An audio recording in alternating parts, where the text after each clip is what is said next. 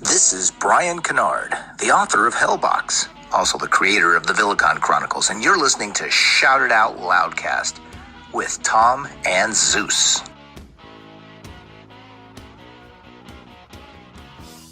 Hey, what's up there, Kiss Army? It's Tom and Zeus with another episode of Shout It Out Loudcast, episode 87, Studio versus Live. Tom, how are you? And then tell us who do you got with us? Well, it's a late Tuesday evening, and I couldn't be better because our special guest, maybe the most handsome face to ever bless the video screen on my Skype right now.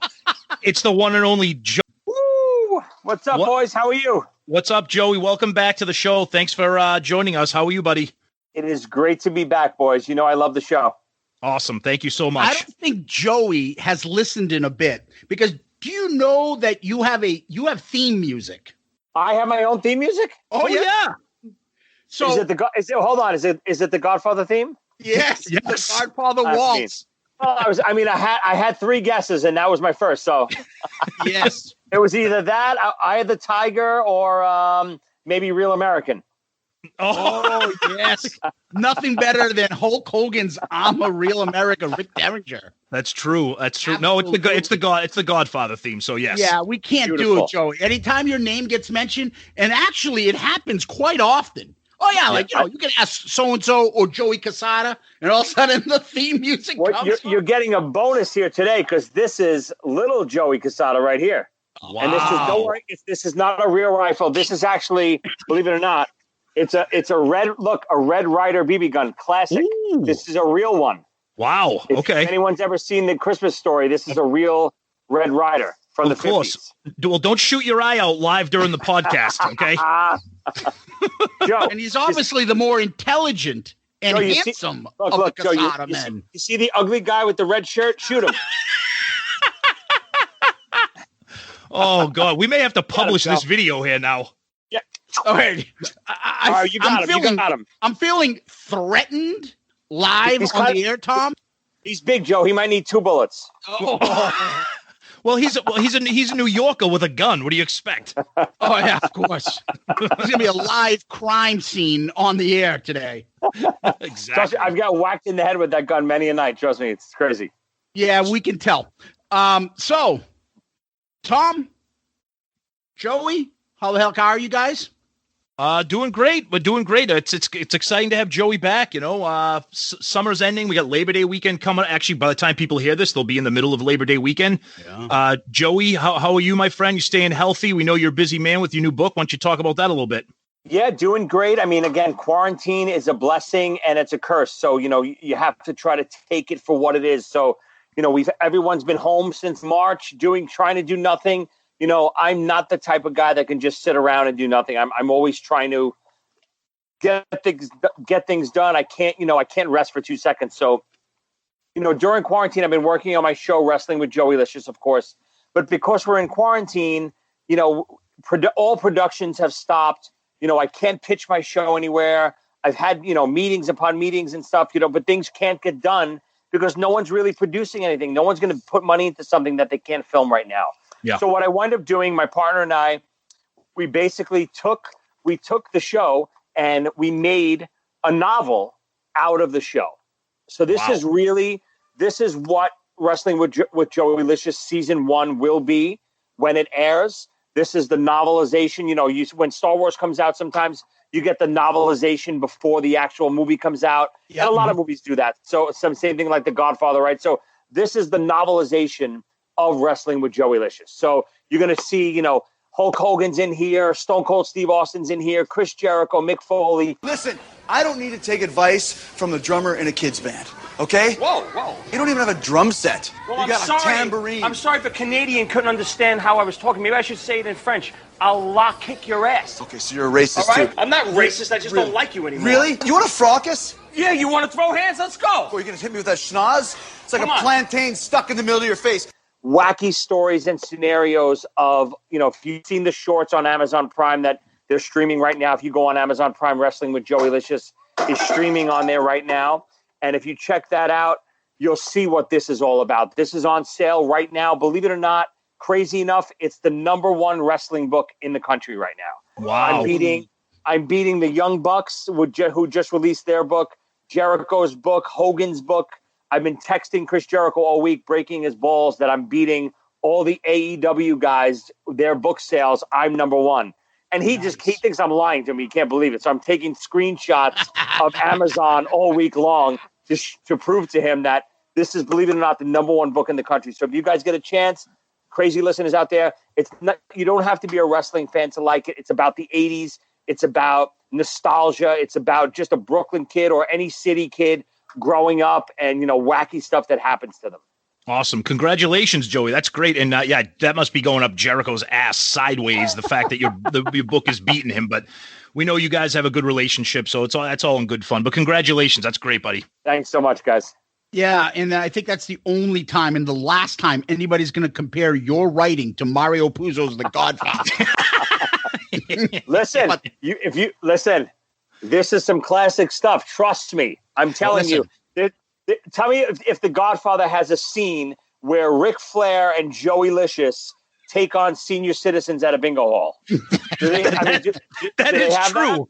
That is true. That's not in The Godfather. I will say this to you, buddy. So when we connected about a year or so ago and I started watching some of the stuff, you mentioned what Joey Licious was going to be in your book over here. Right there, right. The one you were complaining that you couldn't see over here. Start with the dream. It's a little buried, but I'll take it. Yeah. Start with the dream. Out and available right now. You can pick it up. It is also on Amazon. Yes. Yes. And you mentioned about what you were planning on doing with this and how it works and how do you pitch it and things like that. So I went and I saw, everybody should go on YouTube. Joey's got a great page. You can check all his videos. I saw every one of those things. And all I kept saying to myself was, damn, these are short. I wish he could make more and do more. And I get what you're doing now. You're putting those into, instead of just 10-minute video clips, you made the whole story, which would have been an actual season if it got exactly right. Out. And that's brilliant. Good job. Thanks, that's awesome. Dude. Very cool. Yeah, it's been fun. It's been fun, guys. Again, like I said, I can't sit home in quarantine doing nothing. So, I'm all about productivity and I try to get things done. So, and even though I do have time to spare for you beautiful men. I am a busy man, but there's nothing I love more than talking Kiss. Absolutely. Good. And we're glad you're here tonight because we got a fun episode to talk about. Excuse me. And that is true. But, I don't think any of us have a problem talking. So if we don't get this thing moving, we're going to be here till midnight. So what we want to talk about first, Joey, is we had an episode last week, and I don't know if we've done an episode. It's kind of like a new segment, and we call it Talk to Me, like after the Ace song. And it's 2 issues. Last year, we talked about Vinnie Vincent and all his, strangeness. This and also Eddie Trunk, a.k.a. Stewart, on our show. And just the venting about he's been doing about live and backing tracks and fake cheater Chris and all that crap. This year, we decided to talk about 2 things to get off our chest. We're annoyed because of the pandemic. One is the lack of anything that Kiss is doing during this time period. And the second thing was what we've called the new character on the show, and he's called Pandemic Paul, where he goes around spouting these Renaissance man ideas that all of a sudden he is, and this credibility that he's so desperately seeking that he will not get because he wrote all night. So listen, I love Kiss more than anyone. I have to tell you, I agree with you. I mean, Paul, I know Paul pretty well now. Luckily, I got to tour with him, like I said, and I got to know a personal side of Paul that most people don't know. And, from his book, some people love that book so much, but I found it a little pretentious. I found it, he was looking for sympathy. He was looking for something, he never got in his life. And I love Paul. Don't get me wrong. I respect him. He's my favorite front man of all time. He's my favorite band of all time. But, I'm not one of those guys that can just like everything. You know what I mean? So I totally get where you're coming from. Paul, I'm sure he'll find his way back to him somewhere on this. Paul is uncomfortable in his own skin. He's one of those guys that was never comfortable in his own skin, and he tries to prove himself over and over again. Where if he just makes himself calm and be himself, he doesn't have to prove anything to anyone. He's Paul effing Stanley, but he constantly thinks he has to validate himself, whether it was with his Broadway appearance or his Live to Win record or his Soul Station or the book, whatever it was, or his paintings. He always thinks he has to prove himself, where he should just sit back and be comfortable with what he's done in his life. Perfectly said. And I said this to Zeus. I said, what a perfect timing to have you on, because like Zeus said, at the start of every episode, we go backwards to the previous episode and just kind of do a recap. So I said, the timing was perfect because I really wanted your opinion and your input on this. And I'm glad, look, we're going to get into some feedback from some of the listeners and followers on social media because, obviously not everybody agrees and we don't expect everybody to agree. But your insight more meaningful than our insight for the most part, because like you said, Paul, you've had a little bit of a relationship with him and you know him. And like you said, he's seeking validation. He's seeking to be approved and liked. And, if that's him, that's him. But, like Zeus said, if anybody's listened to this show before, we really have a hard time controlling our opinions and we let them out, whether people like it, whether people like it or not. That's why I love the show. You should, this is a forum where there's plenty of podcasts out there and plenty of KISS podcasts out there that just go through the motions and worship everything they do, and that KISS is the greatest and they're gods and they can do no wrong. There's nothing. Listen, I love KISS more than anyone, and I still love everything they do. But it doesn't mean I can't criticize and see things for what they are. You know what I mean? And you trust me, you didn't have to tour with Paul Stanley to know that's what he's doing and that's the type of person he is. I know, just because he's a mega rock star and a mega millionaire doesn't mean he thinks differently than the average Joe. The average guy that, didn't grow up with a lot and maybe got ridiculed as a kid and stuff is still seeking validation and still seeking approval from, the cool kids on the block. Exactly. And I get it. He's still suffering from that. And I understand it, but it's Paul, it's time to relax. You're Paul Stanley. You did it. You did it, dude. Yep. It's true. Yeah. What I've been harping on and my side of this is that I've said that Paul wants to now, during this pandemic, he's a serious person. He's a person with an important opinion. So he chimes in with all these like Renaissance things that he comes up with in these theories, and you should vote. And like he used to mock these people. He used to constantly say about celebrities who wants to hear them talk. But now, come sit down with me, Dan Rather. Yeah. I will tell you about it. There's no KISS products behind him. Right. He's got his, tie on. He's got his legs crossed. He's a serious artist. He does R&B. He'll tell, who was the guy he interviewed with, Tom? John Bonamassa. John Bonamassa. He'll sit down and tell him, I had classical music in my house growing up. I listened to Buddy Guy. Dude, you're not, stop. They're never going to accept you in that clique. You're Paul Stanley from KISS, and you're a badass as you are. This pandemic, Paul, riding your fucking popping endos on your BMX bike and shit like that. No one cares.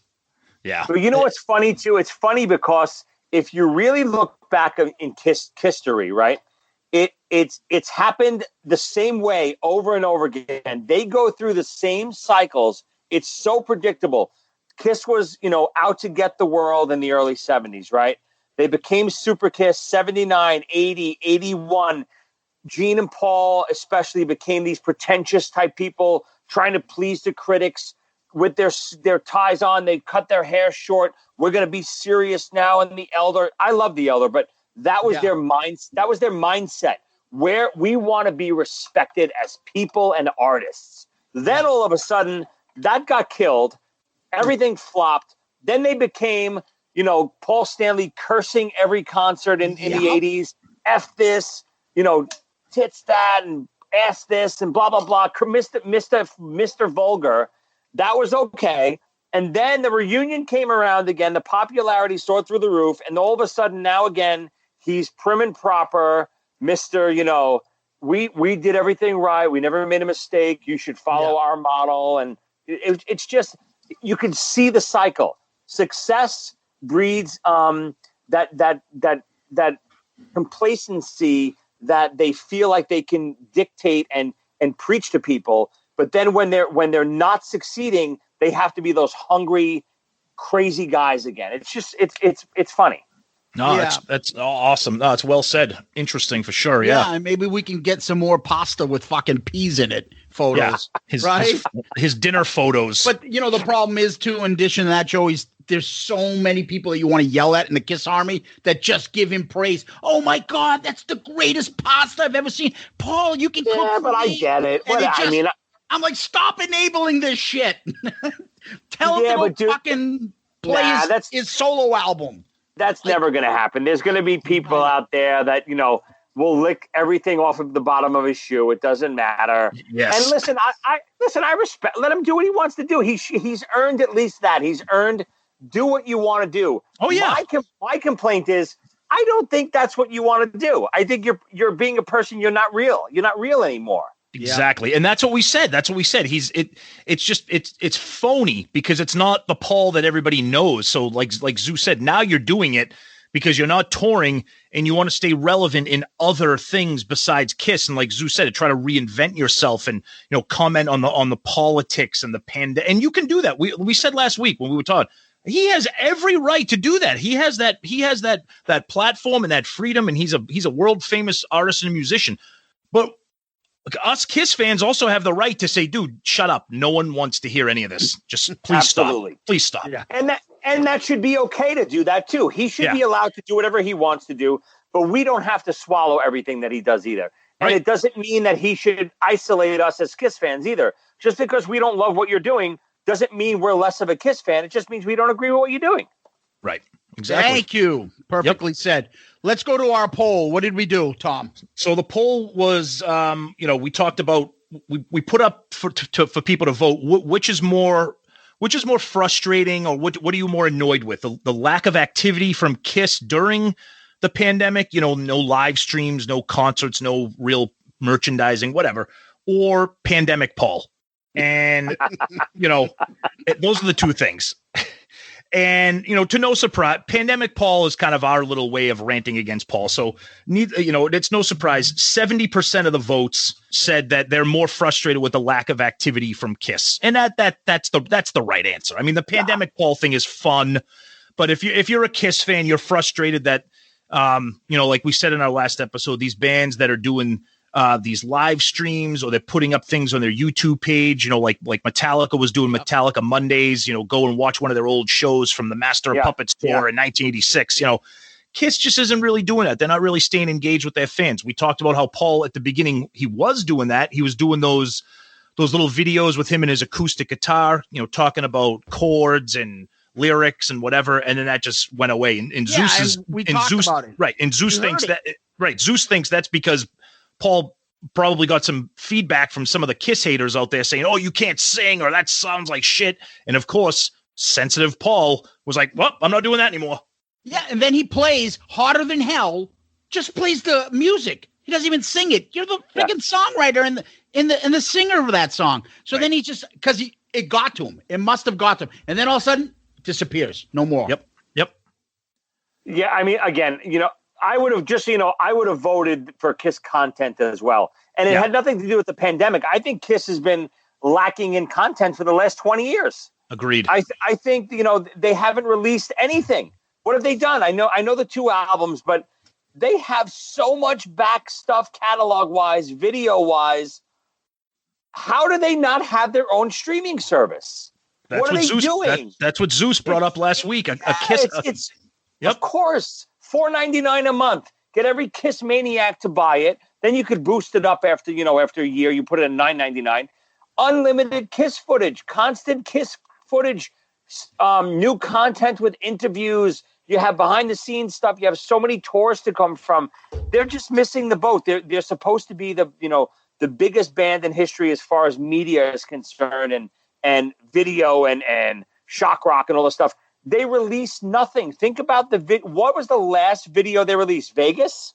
Yes, Kiss Rocks Vegas. What year was that? 2015, 16, maybe. And before that, what was the last one before that? Rock the Nation. Rock the Nation. Rock the Nation, maybe. And that was 2005. They released that. So they're doing good. Almost every 10 years we get something. Whoa, pretty good. Exactly. For the most visually stimulating rock band in the history of music, and they're not putting anything out right. They've done 10 cruises. Where's the greatest hits of the cruise DVD? That's actually a great point, Joey. The deep cut. Right, a cruise DVD with the the sail away set, the acoustic, the concert. Yeah, that's actually an interesting point. Yeah, you're right. But you know what, dude? Not even a greatest hits. You could do one for every cruise. I would buy every one. Wouldn't you buy every one? Absolutely. Yeah, but Paul's probably thinking, if you want to experience the cruise, you got to buy a ticket to get on the boat. Dude, they're missing the boat because they'll make more money off sales of DVDs and streams than they will on the boat. Agreed. Yeah, you're right. Joey, I know you've been talking about it. I've been talking to, I don't know who came up with it first, but you are right. I've said it. And then you can market this intelligently. You can have the whole discography on there. Any Kiss song. You telling me that everybody doesn't want to have an iPhone app where I don't have to load all my Kiss songs on? It's just there, and I can play any Kiss song. And then they release a new live album every couple of months or every year at least or something. Dude, even all the tour that I did with them, the Rock the Nation tour, I have every instant live. From we got those. Yep. Yeah, but you can't stream those anywhere. You can't do anything with those. How is that all not re-released somewhere? Those shows were killer. Paul was still sounding great back then. So those, and there were a lot of rarities in those set lists. All the Way, there was so many. Love Her All I Can was in those set lists sometimes. There's so much. Listen, we don't even know what they have. Right. They have so much content that for them not to be releasing stuff, and I don't mean for free. I get it. Don't release it for free. I'll be glad to buy it. You know what? You know what I don't want? I don't want a purple fucking double platinum LP. That's what I don't want. Thank you. I'm the idiot who buys that stuff. I'm a vinyl collector geek, so I'm the sucker right there. No, I get it. Don't get me wrong. Everyone has their stuff. I'll buy every doll there is out there and stuff. So everyone has what they love to buy. But I think we can all agree. You know what we love more than all of that stuff? Video and music content. That's what we love. Exactly. Yep. Yeah, absolutely. What do some of the fans think? What's some of the feedback? Yeah, Tom, Graham Richley, who always writes in, Pandemic Paul doesn't bother me.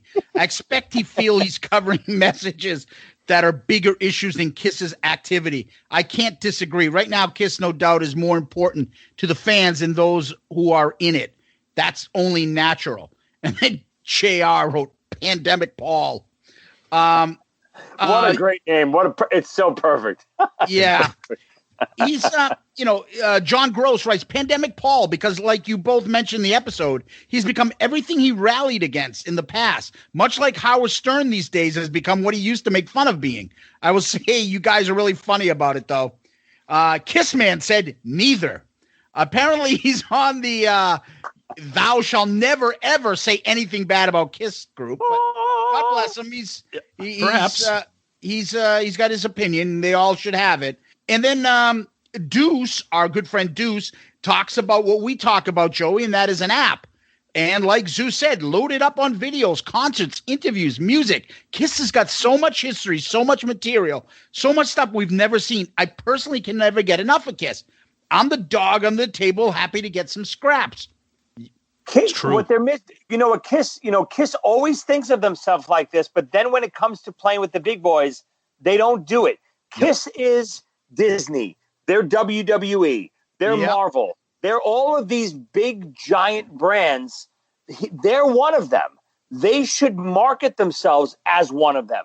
They can if Disney and WWE and all these places can have their own streaming service, why can't Kiss? Is there a reason? Probably they probably just don't feel like they have to. I mean, they're just complacent. But you're right. Yeah. I got to tell you, I disagree with you. You know what I think it is? They're not getting the right advice from people. They don't think of it. They live in this box where everything everyone else says, I agree with you. I agree with you. Doc says something. They don't ever have an outside opinion, a non-yes man. Well, Joey, to tell them, hey, why don't you try this? You should go for this. Do this. Joey, that's exactly right, which is why a lot of these recent albums, who's producing them? Paul. And that's the failure of those albums too. I mean, I like Sonic Boom a little bit, but sonically and even just editing wise, as far as songwriting goes, they're just flat. They're right. Especially Monster, they just fell flat. And do I still think they have it in them? Yes, I think if they get a producer, and I don't mean a Sonics producer, I mean a songwriting producer, where he's gonna come in and say, hey, nah, this chorus is not good. Yep. This is not good. Eat your heart out, baby. Oh, won't you give me something sweet? Eat your heart out, baby. A hot mess is just what I need. Yeah. Really edit stuff down rather than just putting every track and every chorus on there. The songs are just not good on those records. I hate to say it. Yeah. Zeus, anything? I was going to say, I like the strong opinion. I love it louder. I love the idea of a Kiss app. Zeus really crushed it on that one, and the subscription model would be an unreal reoccurring revenue for the organization. Let's make them some more money. You guys should get a commission, though. Yeah, right. Yeah, but you know what it is? Let me explain. So the way Kiss works, and I hate to be Mr.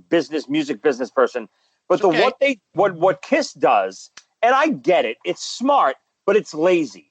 What they do is they license their name out. They license their name out to Hello Kitty. They license their name out to blah, blah, blah, whatever it is. And then Hello Kitty pays them, I don't know, let's just $200,000 to use the Kiss brand to market their toys. And then Kiss gets a piece of all that. But it's a no-lose situation for Kiss because they get money up front. If the line tanks, it doesn't matter to them because they got money for it already. So for a streaming service to work, it takes effort and it takes a risk. And Kiss is in a position, I get it, they're all multimillionaires. Why take a risk? But if you want your product to live forever and keep growing, those are the risks you have to take. You don't be complacent and just license your brand out just because that's the easy way to do it. Yeah. Good point. No, you got a point there. So, Tom, let me just finish up a couple of these Twitter ones. Okay. Steve, this episode of Shout Out Loudcast, one of the funniest, if not the funniest things I've ever heard. I've listened to 3 times already. Oh, Jesus. Not only do we have Pandemic Paul, but we also have Virus Vinny. Had me absolutely howling. Great stuff, guys. We'll talk to you about it because I don't know if you heard it yet. And then a couple other things here. Jack Broad. Paul and Gene could care less about the fans. Don't get me wrong. They love the fans' money and adulation, but you give 2 shits about what the fans really want. Maybe. Well, I wouldn't go that far, but, Yeah. I do think they care. I just think it's complacency that kills them. Yep. Yeah. DC from Tennessee. Easy on the Paul Stanley Pumas. I bought a couple pairs and made bank on eBay. Nice. Good for him. That's the way to do it. Yeah, that was great. J.R. Ashlow wrote, sycophants matter to these two, not fans. The pandemic has exposed more about people good and bad than anything else. Donna Chang is sexy, who is another one of Sonny Pooney's burner accounts. I don't know if you know me. Whoa. We haven't confirmed that this name on this show, please. I get enough of Pooney on the other show. I don't want to hear that bastard's name. Okay. A little tough on Paul and Gene. They are rich. They rightly don't care. That's cynical. Yeah. And then I got to add this one last one because I accuse the person who shall not be named of having burner accounts constantly because there's just way too much praise about him online. I love it loud. Wow, fellas. Thanks for the shout out. Seriously, you're the best. Sadly, this is not a Sonny Pooney burner account, though.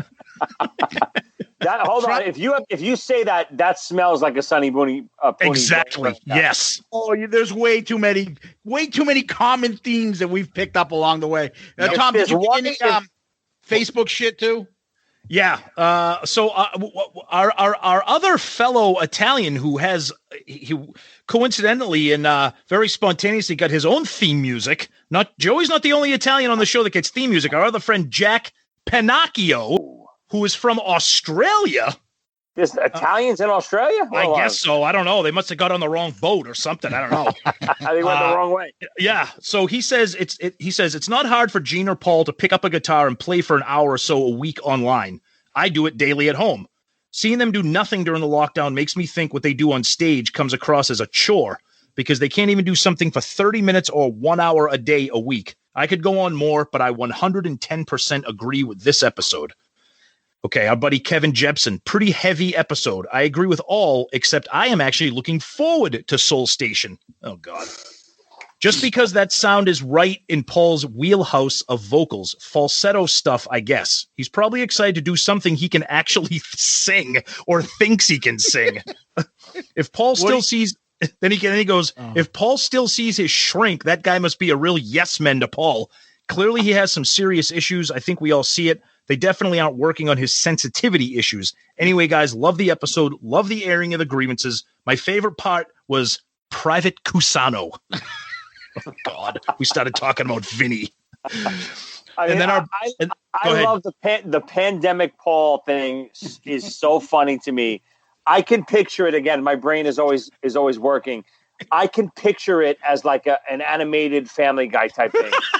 Pandemic Paul just fucking running around the city, prancing around, preaching his pandemic speeches, vote this way and, make sure you clean your ass this way and, whatever you're going to do.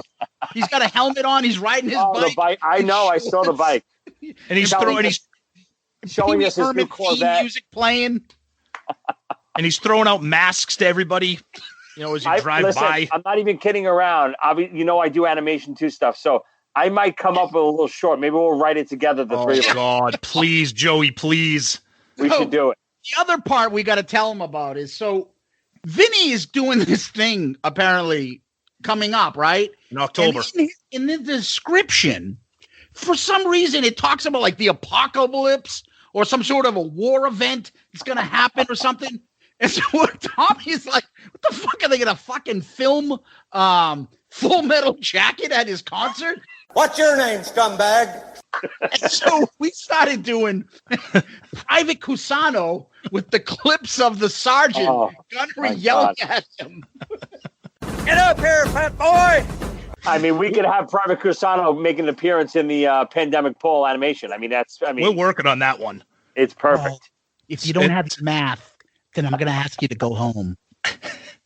So continuing on Facebook here, Gary Cap, our buddy Gary Cap. Oh, my God. I almost pissed myself laughing at the Private Cusano comments. That was a brutal but fun attack. Keep the laughs coming, guys. Sean McNair, Gene's not going to do anything unless he can profit from it. I'll give him one thing. He did put up masks for sale on kissonline.com with the proceeds going to the road crew. But free online concerts, forget it. Good one. Okay. Chet Martin Staller says, I saw a picture of Paul Stanley taking a bike ride with his mask, and he looked insane. Oh, God. That's good stuff. And then we got a really long one from Stephen Wood. I'm going to try to paraphrase this a little bit. He says, I think Paul should be able to say and do anything he wants on his personal Twitter account. I don't think he's obligated to address anything Kiss related on it. We agree with you on that. That's fine. I think Kiss's inactivity and lack of content is being channeled unfairly onto his Twitter account, and I am at least grateful he has one. Having said that, I definitely have issues with the lack of content. Paul and Gene at least should be making a token effort to appease their fans, if for no other reason than it's the right thing to do. It really can't be all that hard. And then he continues saying, why not have a different, like a Star Child account or a Demon account where they can do like Kiss related things? That's probably not going to happen, but I see what Steven's saying. I get his point. And Steven, just to kind of wrap up the feedback on last week's episode. Yeah, we of course, Paul can do that. We're not saying that ability should be taken away from him and that he should have his Twitter account shut down. We're just saying that it's just not what we want to see. And that's our opinion, and that's your opinion, and that's why talking Kiss is always great. Listen, guys, I get it. Listen, you got to understand, these guys have been going strong for almost 50 years. Straight, no break. Yep. They've really never had a break. They've been touring. Think about it. straight through all the years, even the down years, they were working hard and touring and doing stuff. So I get it. But what I don't get is they're a mega organization. I get it. Paul and Gene should sit home, let Paul ride his bike, let Gene eat his cookies, let them do what they want to do. But the Kiss camp is more of what I have the problem with. It's not Paul and Gene should be relaxing in their thrones, whatever they want to do while they're on their break. They're 70 years old. Please, by all means, take a break. I don't expect Gene and Paul to come on and give me content every day. But what I do think they're missing the boat on is the Kiss camp. The organization should be run by people proactive to release and keep the brand moving and relevant while Gene and Paul sit back and sleep. I don't care. They don't even need, all they need to do is sign a paper and say, yes, I approve that. Go ahead and do it. I think they're more missing the boat. The Kiss world, the camp, here's my son with his Cylon look. Oh, nice. The Kiss camp is missing the boat more so than Gene and Paul. Let Gene and Paul relax. The Kiss organization should have more people proactive and doing stuff. That's well said, Joey. Well said. I agree. It's a good idea. So I read your book enough to remember that Gene called you up, Butterfuko. Yes. Oh yeah. So you see Gene. Hey, Gene, this and that. Hey, I want to tell you something. Why ain't you coming up with an app like WWE does? This and this and that. He'll look to you and say, that's a great idea, Butterfuko. Set it up and then let me know when you need me to get involved, right? Yes, but that's the problem. He should have people around him all day long calling him, if they need Gene's approval, calling him with these ideas all day long saying, hey, Gene, what do you think about this? And you're right. Gene will say, well, get it done. Show me the profit margin and we'll talk about it. Yeah. That's great. Do it. And the problem is maybe they are doing it and the profit margin isn't great the first year and they just nix it. I'm sure there's a million things we don't understand that's going on behind the scenes, but I just think the Kiss camp in general is lazy and a little bit, set in their ways. I think they need fresh blood to give them a kick in the ass. I remember reading interviews when Doc first took over as their manager. Their first meeting, Gene and Paul Doc said, how are we going to do this? We're going to tour the 7 wonders of the world. We're going to have a Kiss show in front of the Sphinx and a Kiss show, blah, blah. That's thinking out of the box. And I think they're so thinking in the box now that, they lost sight of that inventive and innovative world that Kiss really should be in. Yeah, and it's funny because I'm going to segue us, but one last thought. Remember Extreme Close-Up? All they do is they talk about that. They show the 79, 80, and then the music slows on the Black Diamond. Yep. And we lost our way. Kids, it became safe. Somebody will be doing this about this era again. Yep. You're right. We started doing dolls, Hello Kitty stuff. We started doing this. We started doing Kiss emojis. But where is the music and the badassery of Kiss? Everything is about safe Kiss. History definitely repeated itself. That's for sure. It's true. It's true. And, we get all hot about this stuff. But, Joey, I don't know if you know this, and probably since your son isn't here, maybe he shouldn't be hearing this either. But, he can't hear. I got my headphone in. I'm glad he can't hear because Tom has something he wants to say now while your son is there on your lap. Go ahead, Tom. Yeah, Joey. I don't know if you knew this, but we have a sponsor. Whoa. Oh, yeah. This is not a joke. And I'm glad that you have headphones in right now so your son can't hear who our sponsor is. You can't hear this. It's not for you, Joe. But I don't know if you're familiar with the Zeus is laughing because I'm about to read this ad read with a little kid in the room right here. And thank God he can't hear it. Because go ahead, Tom. Because the sponsor is, I don't know if you're familiar with this, Joey. I know you're a dirty New Yorker, an Italian, so I know you. Yeah. Oh, hey, it's okay. We're dirty Bostonians, so it's okay. But AdamandEve.com. Oh, very familiar. Of course you are. Of course you are. Well, you're going to want to listen to this ad read because with AdamandEve.com, free stuff is awesome, but free stuff to spice up the bedroom is even better. You take any one item for 50% off, and Adam and Eve will load on the free stuff. If you use promo code LOUDCAST at checkout, you get 10 free gifts. a sexy item for you, a special gift for her, and a third item, and Joey, 6 free movies and free shipping. What kind of movies? Spicy movies. I forgot out the most important word. And that is promo code Loudcast at adamandeve.com. And I'm not kidding you, Joey. We have gotten feedback from people who they can't get enough of the spicy movies. I just can't believe that there was a sponsor that you guys actually that said, "Yep, this is the show for us." How did you hear the name of the sponsor? Well, of course. Have you heard some of our listeners? Hey, what else are we? What else are we going to sell? Keychains. This is what you come to Shout It Out Loudcast for. Perfect.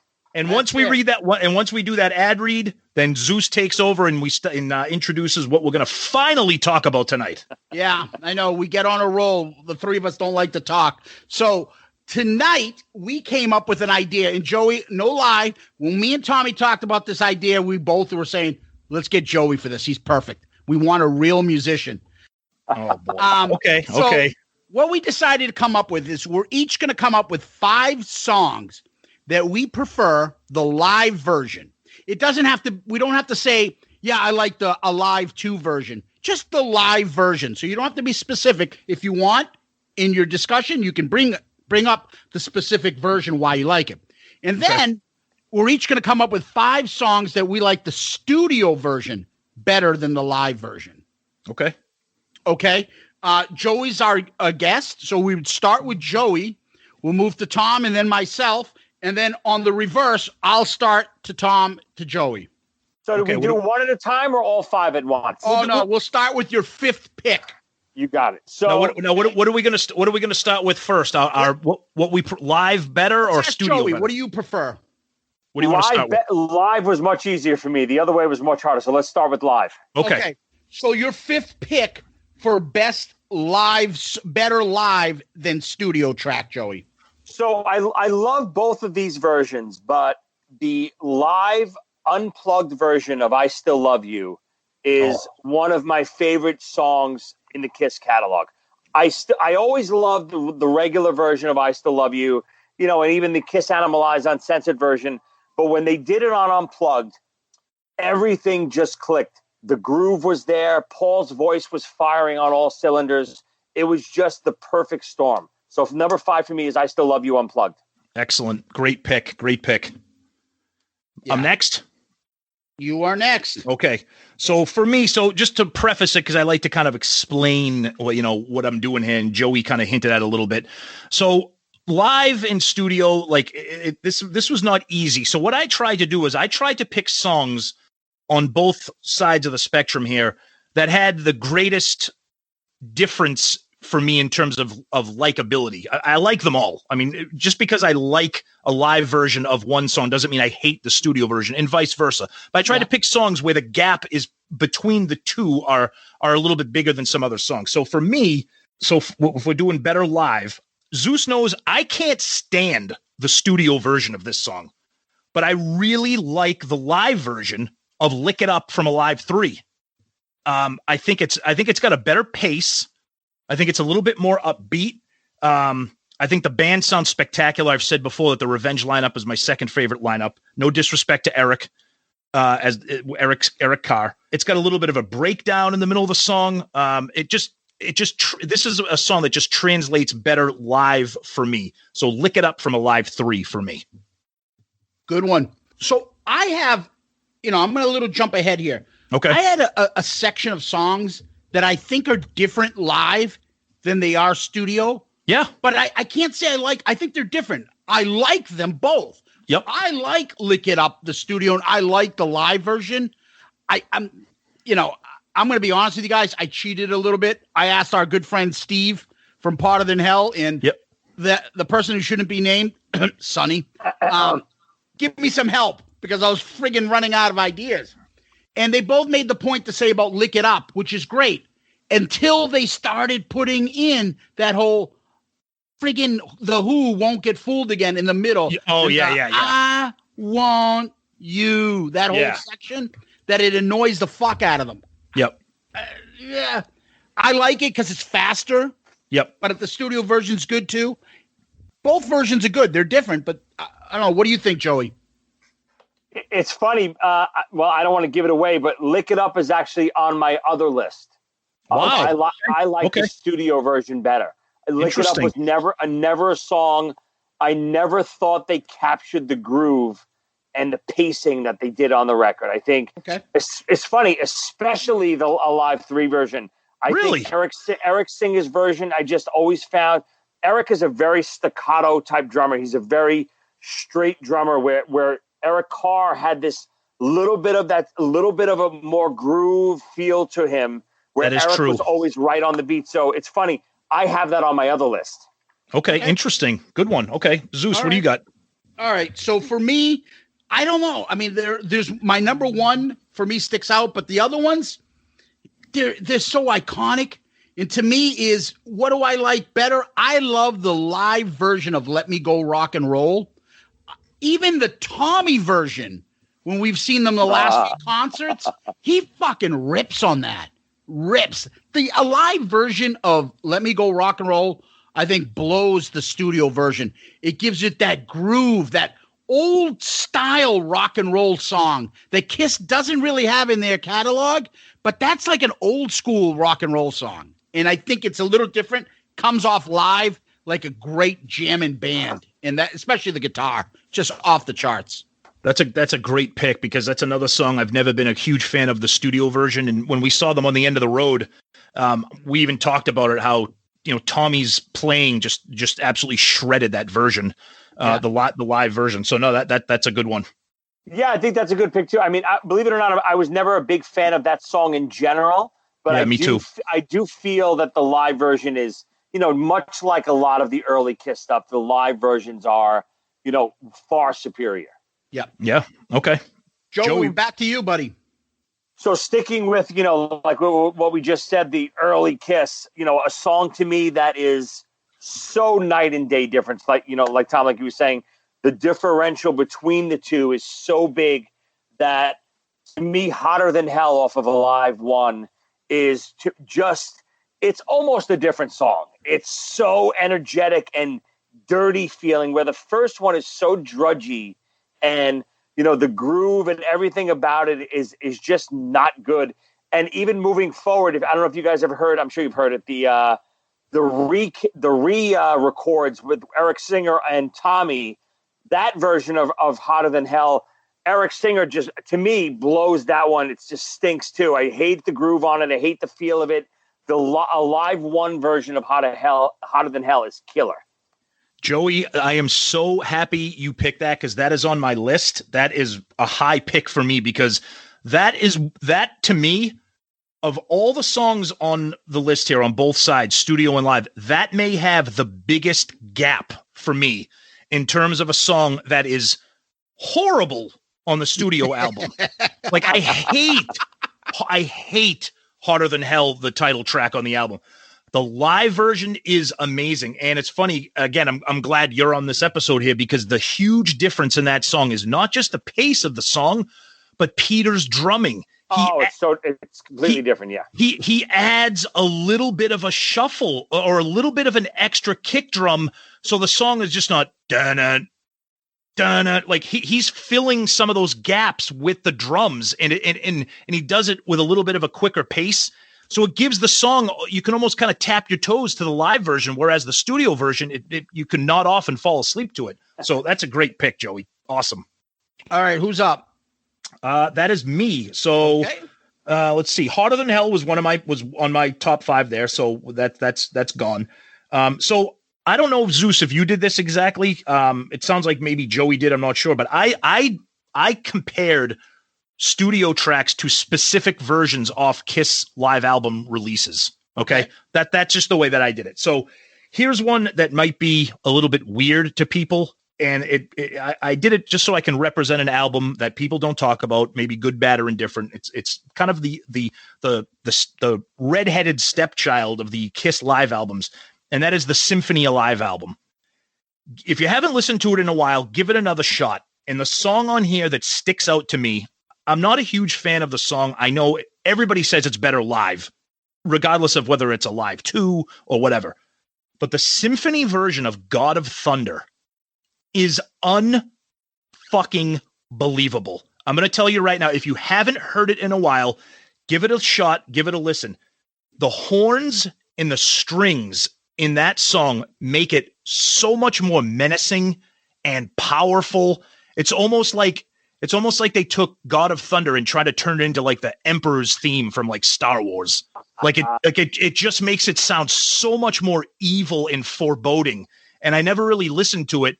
You know, I admit I don't listen to a symphony live that often. But when I heard this, I was like, wow, this sticks out like a sore thumb, because I was going to go alive to God of Thunder. And then I heard this. I'm like, I'm going to bring this one up because nobody really talks about this album. So Symphony God of Thunder for me. And if you haven't heard it in a while, give it a shot. You'll see what I'm talking about. For me, I just want to comment on this. Yeah. God of Thunder is just like Lick It Up. I love both versions, so I can't say it. I love what Bob Ezrin did. The little kids in the beginning. Yeah. I love that spookiness. But the live version, speeding it up, is like the heaviest thing. So I can even go to this. I wasn't going to say Alive 2 or Symphony. Even the last tour, we just saw him on the end of the road. Yeah. When Gene goes up, okay, he's all bloodied up now. He's up at the height. And he's like, oh, yeah, all right. Arms folded. And the music hits. And, you know, he does his usual, I can't hear you. Yep. And he must say that 200 times in the concert. Like, open up your fucking ears, jackass. You keep saying I can't hear you. But anyways, he's up there doing this shit nonstop. And there's fucking lightning on the screens behind him. And there's just all this noise and stuff. I think that's insane. I love the visual effects. I know, Tommy, you're not big on some of the stuff, but for God of Thunder, I think they hit it out of the park. And I like the Ezrin thing. Yeah. I can't pick one. I love them both. I think they're very unique. Yeah, no, you're right. And that happened with a lot of these picks too. Joey, thoughts on God of Thunder studio versus live? It's funny. It's another one that's on my regular versions, not the live version. Really? Okay. But I did, believe it or not, I did forget about the symphony version. And it's funny because, Zeus, you kind of mentioned it. The thing I didn't like about God of Thunder through the years, especially like on Alive 2, it's faster. God of Thunder, when you speed God of Thunder up, it loses the menacing and the creepiness of it. Yep. The slow pace of God of Thunder makes it what it is. Even like the Paul demo version, it ruins it. It doesn't make it. It's not God of Thunder anymore. So I did forget about the symphony version, but in my brain, I'm thinking always Alive 2. So regular studio version God of Thunder is on my regular list. So you're eating up my regular list right now. That's okay. That's okay. You know what I was thinking about, Joe? You know what I really got into the live version, the speed up version? Remember the Rock Honors? Yes, yeah. When Rob Zombie came out with that super group and they played, I thought they blew that out of the chart. Yeah, like, you're right. So I love that. Tommy Lee was drums on that? Who was on that? Tommy Lee, right? I think it was Tommy Lee, yeah. Yep. Ace, Scott Ian. Yeah, sure. Gilby Clark, right? I forget who else was on that. It's funny. So. I remember I was in a Kiss tribute band for years, and we always did God of Thunder. And 99% of the songs we did, because we did the Eric Carr years, we basically modeled everything off of the Eric Carr years as far as the Animalized, Live Uncensored. But the one song that I was strict about that I wanted to make it different was God of Thunder. God of Thunder, I always played slow and, almost studio version tempo. Gotcha.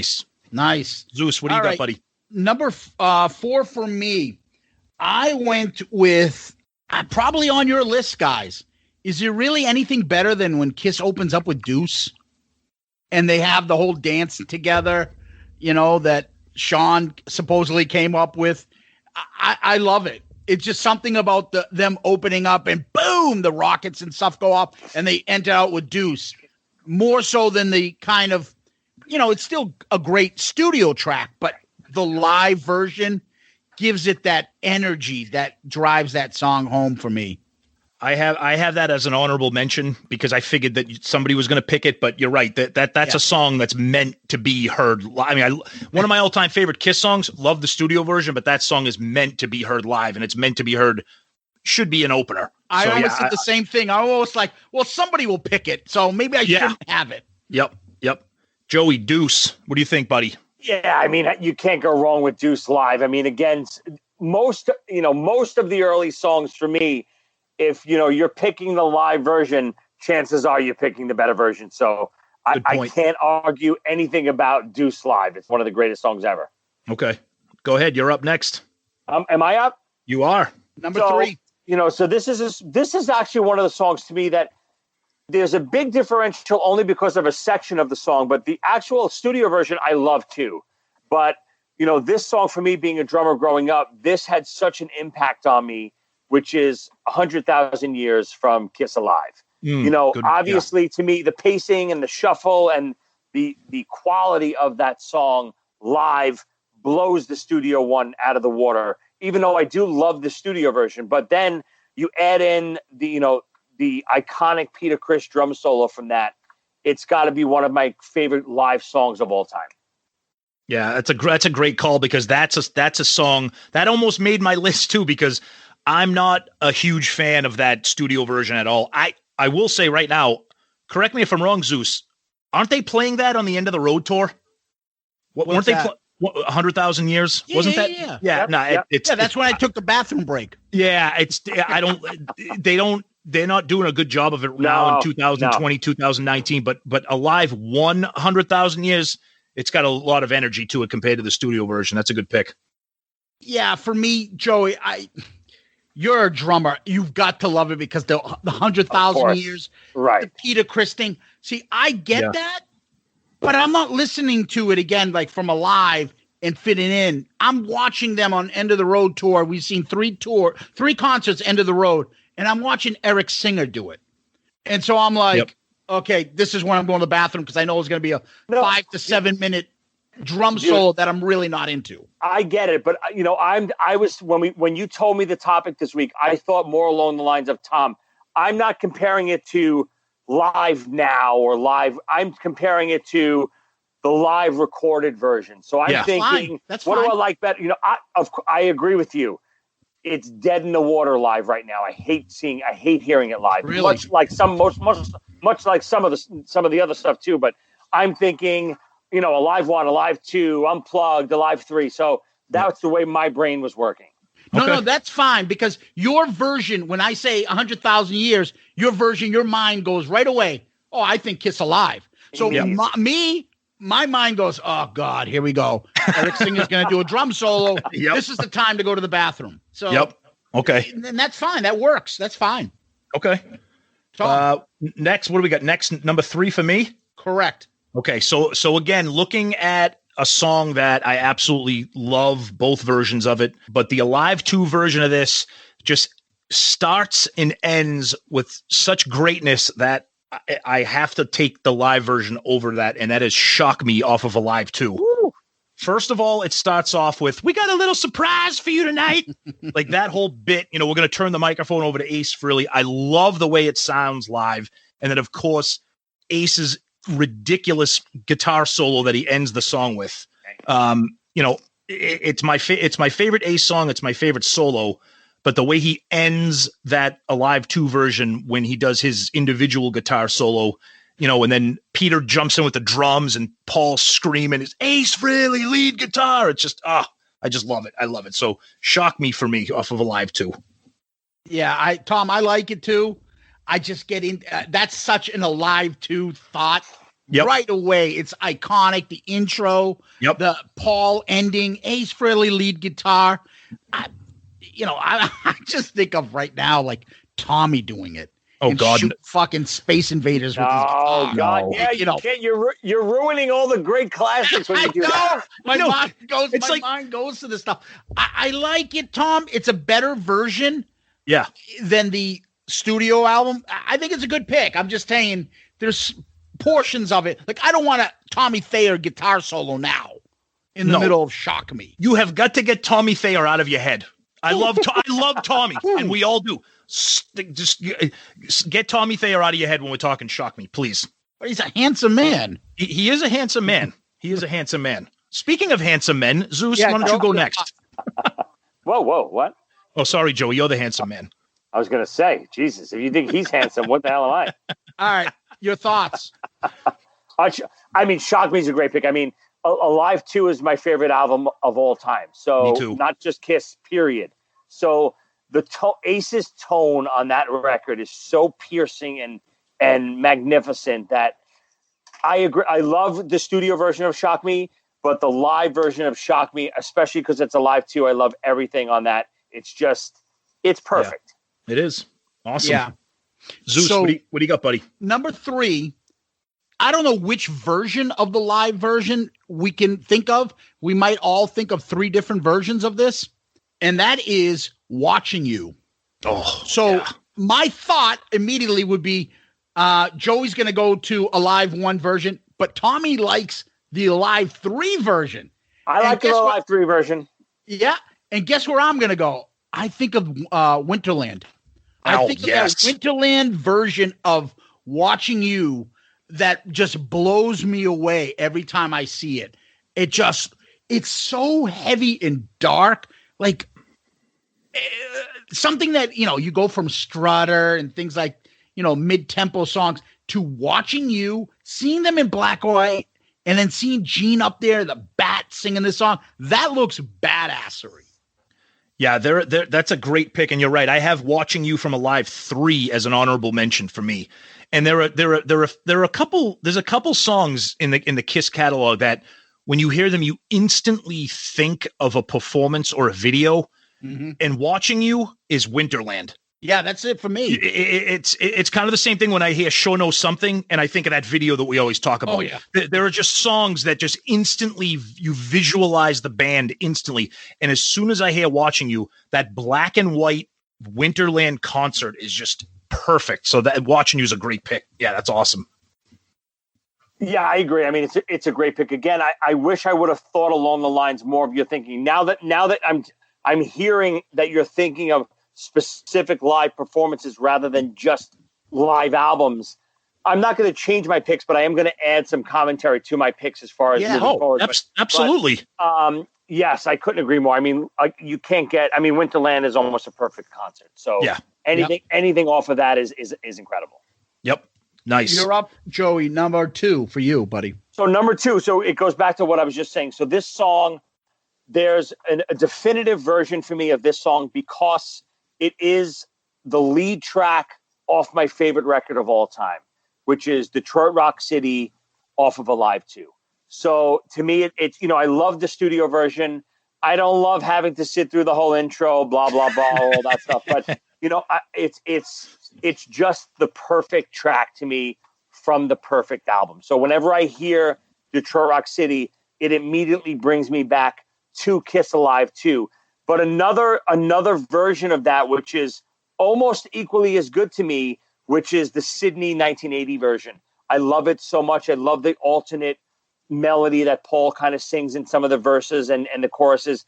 It's just another different take on the same song, but it's such a great version too, the Sydney version of Detroit Rock City. So Detroit Rock City live would be my number 2. That's my number 2, right? Yep. Mm-hmm. Yeah, I can't argue with that. Like you said, it's kind of like when Zeus picked Deuce, you just think of an iconic album opener. And when you hear Detroit Rock City, I mean, everybody loves the studio version, if you get rid of that intro there, but just the live version is just so much power and energy in that song that Live 2 just brings it to life. Yeah. This is another one of those tweeners. I like both different versions. Oh yeah. I like Bob Ezrin. I like that he did something creative. I like the whole story. Again, it's one of those things that when you can only name a few things that to a critic, like you think Kiss is just silly, listen to this song talking about a guy who went to one of their concerts, died, and they wrote this, and the guy in the story you realizing is the guy from the song that got killed. Yep. And they start off and it builds up and you hear the car crash and everything. And then boom, right into King of the Nighttime World. I just think that version is still great. But I love the Live 2 version, man. And I will so iconic. So I can't pick, but it's one of those, I like 2 different versions, like them both.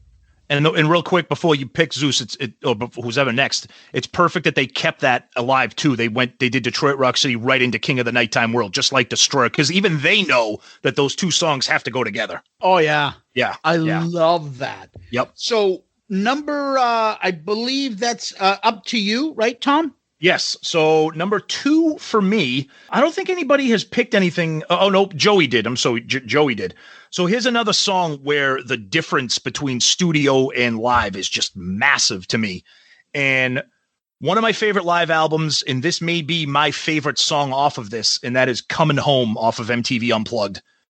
Just spectacular. Everything off that album is just amazing. And I think this speaks more of, well, not just how amazing MTV Unplugged is, but just how poorly produced Hotter Than Hell is. It's become a cliche. Everybody talks about the poor production, but the way that this just kicks off, and I think another thing that brings a visual, like when everybody watched MTV Unplugged and they opened up with a deep cut, like diehard Kiss fans know Coming Home. Those people sitting in that MTV studio, they were probably like, I don't know this song. I thought they were going to play Rock and Roll All Night or I Was Made for Loving You. No one knew Coming Home. So I think that even adds to the excitement. But that's my number 2 pick, Coming Home off of MTV Unplugged. Good pick, Tom. I like it. It's a great version, different song, better song than what's probably on Hotter Than Hell. Yeah.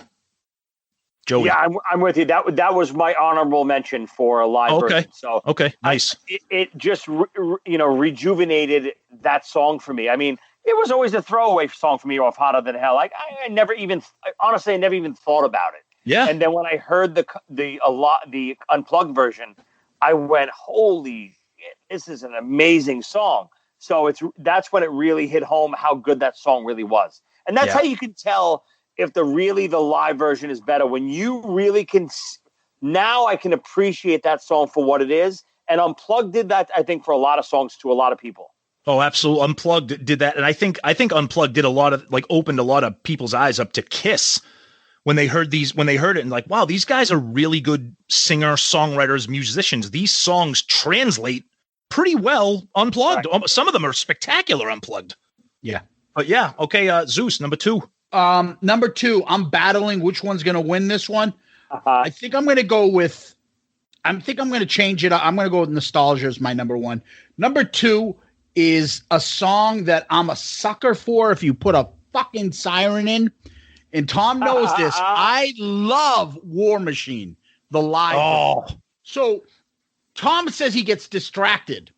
But the new live version, ever since they started putting on the big screen, and all of a sudden you got that dragon flying and the sirens are going off, fire's going off. He's got an army of like droid people behind him and his War Machine's going. I think that shit blows my mind. I love it. I can't get enough of it. And that's one of the times where I find that what they're doing with the whole background and stuff works. Yeah. I love it. I've loved it since they did. I have the, and the version that I like the best, Joey, is the Boston version on my CD that I got from Rock the Nation. Nice. 2003, which I play constantly. I love that version. And you can hear the sirens going off and everything. Oh my God, I love that version. And it's a different version than the album. It just sticks out to me. Yeah, no, that's a song that translates well live. You're right. That's a song where I love both versions of it, but yeah, no, the live version. And correct me if I'm wrong. I think that's on a live 3 as well. Or is no? I'm sorry. They have I Love It Loud is on a live 3. Yeah. My mistake. But yeah, when they play that, I mean, that should have been a concert staple the minute that song was released off of Creatures of the Night. I mean, the fact it took them so long for them to throw that into the set list, but no, it's a good pick. Yeah, it's a good wrestling song. It's a phenomenal song. I'm actually surprised that they have kept it in the set list as long as they have. I think it's a great. Don't get me wrong. I love it, but considering Kiss is always preaching, we got to play the hits because people demand the hits. Dude, nobody knows War Machine. We love it because we're Kiss geeks, but the average person doesn't know War Machine. No, they don't. When they say there's certain songs we just can't remove, and you can remove War. I love it. I don't want you to remove it, but you can remove War Machine, and the average fan doesn't miss it, and you could that could be your rotating song spot every night, but. Don't get me wrong. I love the live version of War Machine. I think War Machine may be Gene's version of what Paul is doing with Psycho Circus. He's trying to make it a hit by continually playing it every night. Yeah, but I told you, War Machine was a couple wrestlers used to come out to that as their theme. Yeah. I think Taz did too for a little while too. Right. I fucking love that coming out with that is playing in the background. I think that's great. Joey, your first pick, number one pick. So number one, so this is it's one of my favorite songs of all time, and especially this version. And there's a couple great versions of this, and I love all the versions. Even the studio version, I love it, but the live version to me is so magical. I gotta go with Black Diamond off of Kiss Alive One. Even the Animalized version of Black Diamond, the Animalized Live Uncensored version, is to me chilling. It's so great with Eric singing it. So between the combination of those two versions, it's such a magical song. I always thought of it as it's Kiss's Stairway to Heaven. You know what I mean? It's that type of song. It's not, it's not the 3-minute single, but it's the 6-minute, masterpiece that they really captured something. And the live version of that really does it justice. Yeah, that's a good one. I mean, you cannot, first of all, Black Diamond is just, you hear that anywhere and it's just spectacular. Zeus, that's your favorite Kiss song. So yeah, I mean, I can't say enough about it, but I like both versions. Yeah. It's got to be Peter Criss doing Black Diamond, though. That's it for me. And I don't mind when Eric Carr did it, but there's something about Peter, that voice, that it sounds like he's just screeching his ass off. It just sounds badass. And you said it when I was talking about critic things, you can say Detroit Rock City. And we've talked about this, probably make an episode out of it, but I'm giving it away. What is the top song you'd probably say to somebody, you think Kiss is a joke? Go fucking play this. Yeah. Right. And you'd be like, holy shit. Yep. I think it was Black Diamond off. Maybe was it Midnight Special? They did Black Diamond on Midnight Special, right? I think so. Yep. I think it was that. It's just one of the most. You watch Kiss on that performance doing Black Diamond. They are so on fire, and they're firing on all cylinders at that moment so perfectly. It literally is the perfect storm right on that performance. Yeah. Yeah. Who's not performing on that song? Even the bass line, Peter, obviously, even, Paul's in the beginnings vocals, and then Ace wailing at the end. It's like such a crescendo boom at the end. Oh, it's legendary. Yep. Great pick. Yep. So my number one, we kind of already covered it. And again, I ranked these not based on my favorite live song, but I kind of came up with my own homemade formula where I kind of ranked them based on, like I said before, the gap between the studio and the live version. So my number one, we talked about it. Joey had it. It's Hotter Than Hell off of Alive. Yeah. Yes. It's just light year. It's just not even on the same planet as the studio version. And I find myself like seeking this out and listening to it. And then you go and hear the studio version. It's like, no. It's just not good. So that's my number one. And I know we already covered that. So Zeus, now it's up to you. Your number one. The only thing I want to add to that, Tom, is I know we always talk about when you do Hotter Than Hell, like compilation albums. Every compilation album, we got to put a song from this album. They always throw in from Hotter Than Hell. And it's like, why are you fucking putting this on compilation albums? Nobody's craving the studio version of this. No, right. There are to me. No, I mean, I don't want to give away any rankings here, but Parasite and Watching You, and I know you like Mainline and All the Way and all those. So, Parasite should be the song that comes off of Hotter Than Hell for every single compilation. I mean, for Christ's sake, double platinum has Hotter Than Hell and Let Me Go Rock and Roll. Really? That's don't get me going on compilation picks. We'll go off on a tangent here. We don't want to do that. So all right. Go ahead. I'll get to my number one before we get you all upset. All right. Number one, and you know that I'm surprised you didn't say this all. Firehouse. I told you I'm a sucker for the sirens.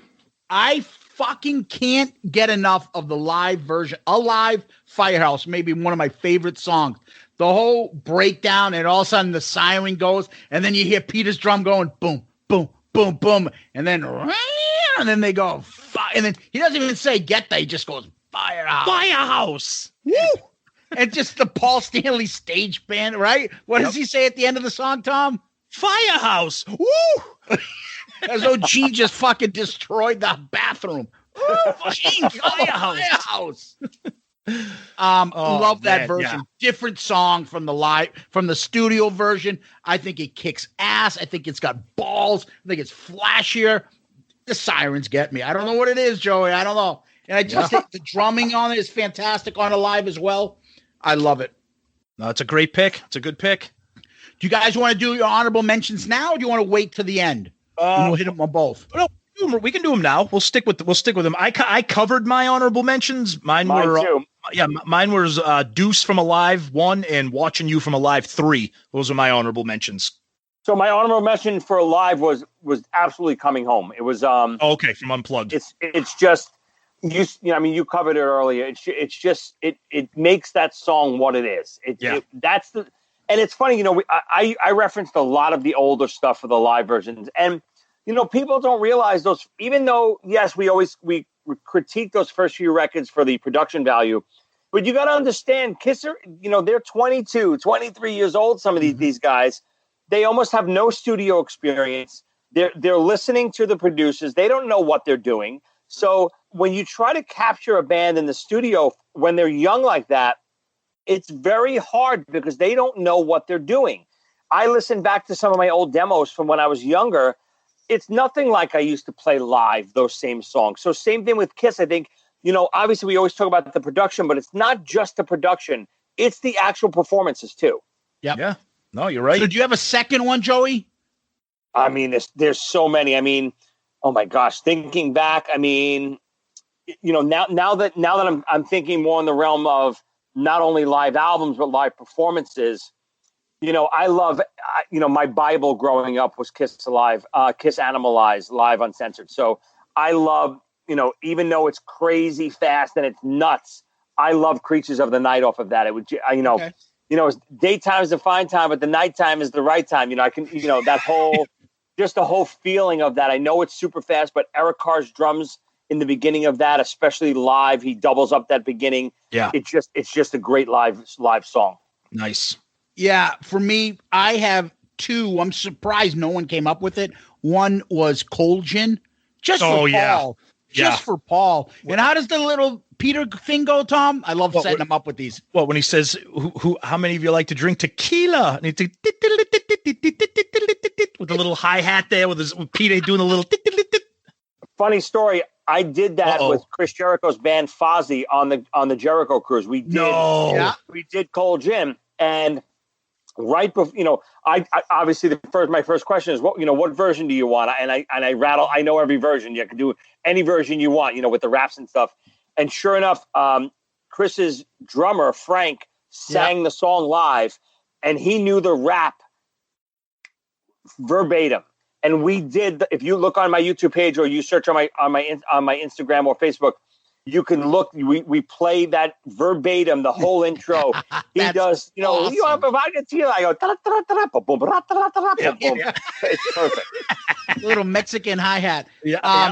And the second one is, which I am shocked, and I just think it's a better version because it's something different. I am shocked, Tom, you didn't come up with this.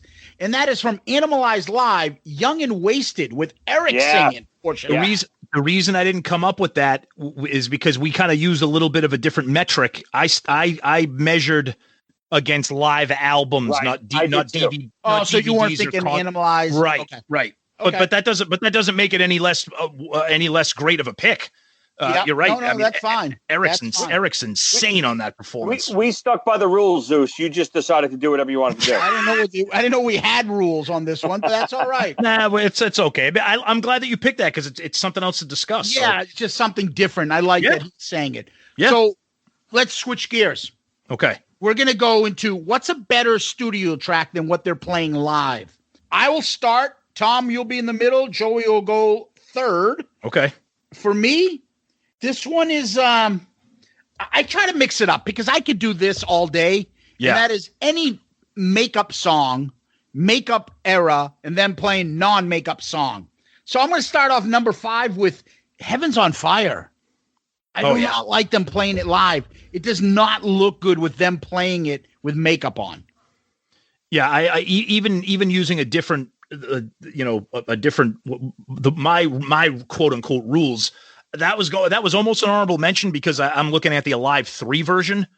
it's just not a good live. To me, it's just not a good live song. That's a studio song to me. And using your measurements, I agree. We've seen them play that live many times. Yeah, it's funny. I agree. 100. That was almost going to be on my list. That was an honorable mention on my list too. So, but I agree. I don't agree because they're in makeup. That I don't mind. It's just, it's hard to capture vibe sometimes, and vibe is just as important as songwriting. Yep. If you don't capture the right vibe on a song, and I don't know if they ever captured Heaven's on Fire correctly. Maybe right when it came out, like Kiss Animalized Live Uncensored, and that was a little fast. But anytime after that, it just went downhill after that. Yeah. Paul had the attitude then to pull that off when he did Animalized. We had the feathered, flashy pants. Like, he believed it. The Star Child is not grooving and grinding to Heaven's on Fire now. It just doesn't work. Pandemic Paul is not grooving on he is not on Fire. No. And you're missing the gene hot. Oh yeah, that's true. That's right? true. Yeah. Do I have any brownie in my teeth? Hold on.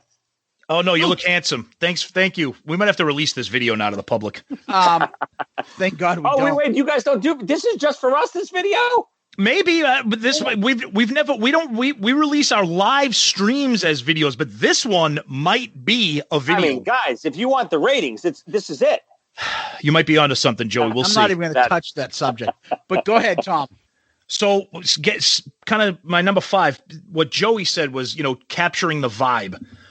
One song that it's on a live 3. They play it now, and it just doesn't do it for me at all because the original was produced a certain way with a certain vibe, and that is I Was Made for Loving You. I only want to hear the Dynasty version of that. You can call it Disco Kiss, and I'll call it that as well.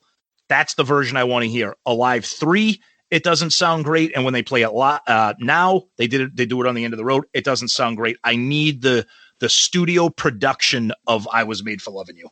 Yeah, it's funny you say that because when Alive 3 first came out, I was like, yeah, that's how I want to hear I Was Made for Loving You. But nope. Now again, years later, you're right. I'm reverting back. I love the original version. I like that slickness to it. I like the danceability to it. Yep. You lose something when you try to rock it up like that. Totally. Yeah. Zeus. Yeah, I have that in my tweeners. I like both versions. Okay. I like it different.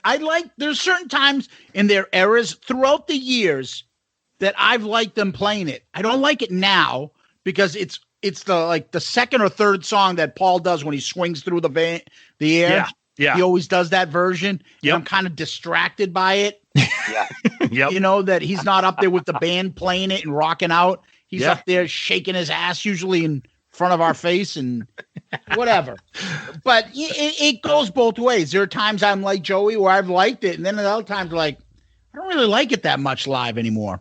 Yeah. So okay, right. Joey, what do you got? Number 5. So my number 5, this is a funny song because a lot of people don't like it anymore because I think it's probably overplayed and so on and so forth. But it's such an anthem. If you take it out of the box that we're living in after all these years, hearing it so much, but the studio version of I Love It Loud is such a thick, gigantic song, especially watching that video. The drum sound is something you're never going to hear again. And when they try to do that song live to me, every time it falls flat on its face, from the drum sound all the way to the, hey, yeah. It just is, it feels flat live. Gene trying to get the audience involved. There's something about it. You lose something from the translation from that studio production version, that anthem, and that meanness to it to live. Oh, Joey, I couldn't agree with you more. When they play that song live, it is such a dud. Yeah. And you're right. It just doesn't translate. I know that there are, introductory level Kiss fans out there or whatever, forgive me if that sounds snobby, but what I mean by that is, the people that are there for the hits, but that's a great pick, Joey. That's a really good pick. I agree. Here's what I'll say. I half agree with you. Okay. The fatigue factor now, they don't have the energy. Go watch 83. Go watch Kiss Exposed. Yeah, that and you're watch right. them play that in Brazil with 100,000 people jumping up and down. Yeah, you're right. When I saw that video, when I first got Kiss Exposed, never mind. I don't want to get off on a tangent. Oh my God, where's this been my whole life? Seeing these videos. When I saw that video, I didn't even know they did that.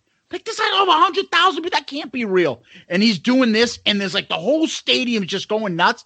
That's the I Love It Loud version that I want to think of. Right. But you're right. Now, fatigue factor, the crowd doesn't get into it. The whole, hey, people are like, oh, I guess, is this where we say it back to you? Oh, okay. Hey, yeah, back. There's no energy. There's no one craving it. And it's a shame. It's a great song. And Eric's drums on the studio. I mean, what are you going to say? Yeah. I mean, exactly. It's just insane. It's a good pick. All right. Number 4 for Zeus. We're back. Yeah. I want to split this up. I don't want to just do all makeup versus non-makeup. Oh, yeah. So do whatever. I like Calling Dr. Love, the studio version, better than the Alive 2 version. And I don't know if you're going to say something about it because I know you guys both love Alive 2. I just like the groove, the crunch of that guitar and the pause. Playing it live takes it away. And I don't know, there's just something about Gene's in his vocal delivery versus the live version of it. I just like the studio version better. Yeah, I'm not going to necessarily argue with that. Alive 2 is one of those things where, you know, it's kind of hard to put into words, where Alive 2 is almost like as a whole and what it represents is why I love Alive 2. But there are certain songs, spoiler alert, that might be on my list. Yeah. But I can see what you're saying. I love the Alive 2 version, but that studio version does have a little bit something that might be missing in the live version. But okay, I'm not gonna fight you on that pick. Mm-hmm. Yeah, even though I'm with you, I love Alive 2. Like I said many times, it's my favorite record, but it's hard to argue that the version on Rock and Roll Over, it's perfect. You know, yeah. Live 2 is not far from it, but it is one of those songs where that's just as good on the studio version for me. Okay. Yeah. And I like the little stupid, you know, background Dr. Love vocal coming. Oh yeah. Like something like that, funky, something a little bit different sticks out for me. They can't translate that obviously live. So no. Tom, number 4 to you. Okay. So here's one that I like this version of it, but the studio version packs the punch and it's ballsier than this version because it's the unplugged version. You need the studio version of Domino to get the full effect. I like the unplugged version. I think it's fun, but that song has a swagger and it's a ballsy song. You need the electric guitar. You need Bruce's solo. You need Eric's drum. You need the full package. I thought it was creative and different that they did it on Unplugged, but it just pales in comparison to what's on Revenge. And Revenge is my favorite non-makeup album. So Domino, I think, loses a little bit. And if I'm using my methodology here of comparing it to a studio live release, then I'm going to take Domino on Revenge over the Unplugged version every day. Yeah, I mean, again, I can't argue that the Revenge version is great. I don't think the Unplugged version loses that much, but I can understand why you picked that. I don't disagree with it. Okay.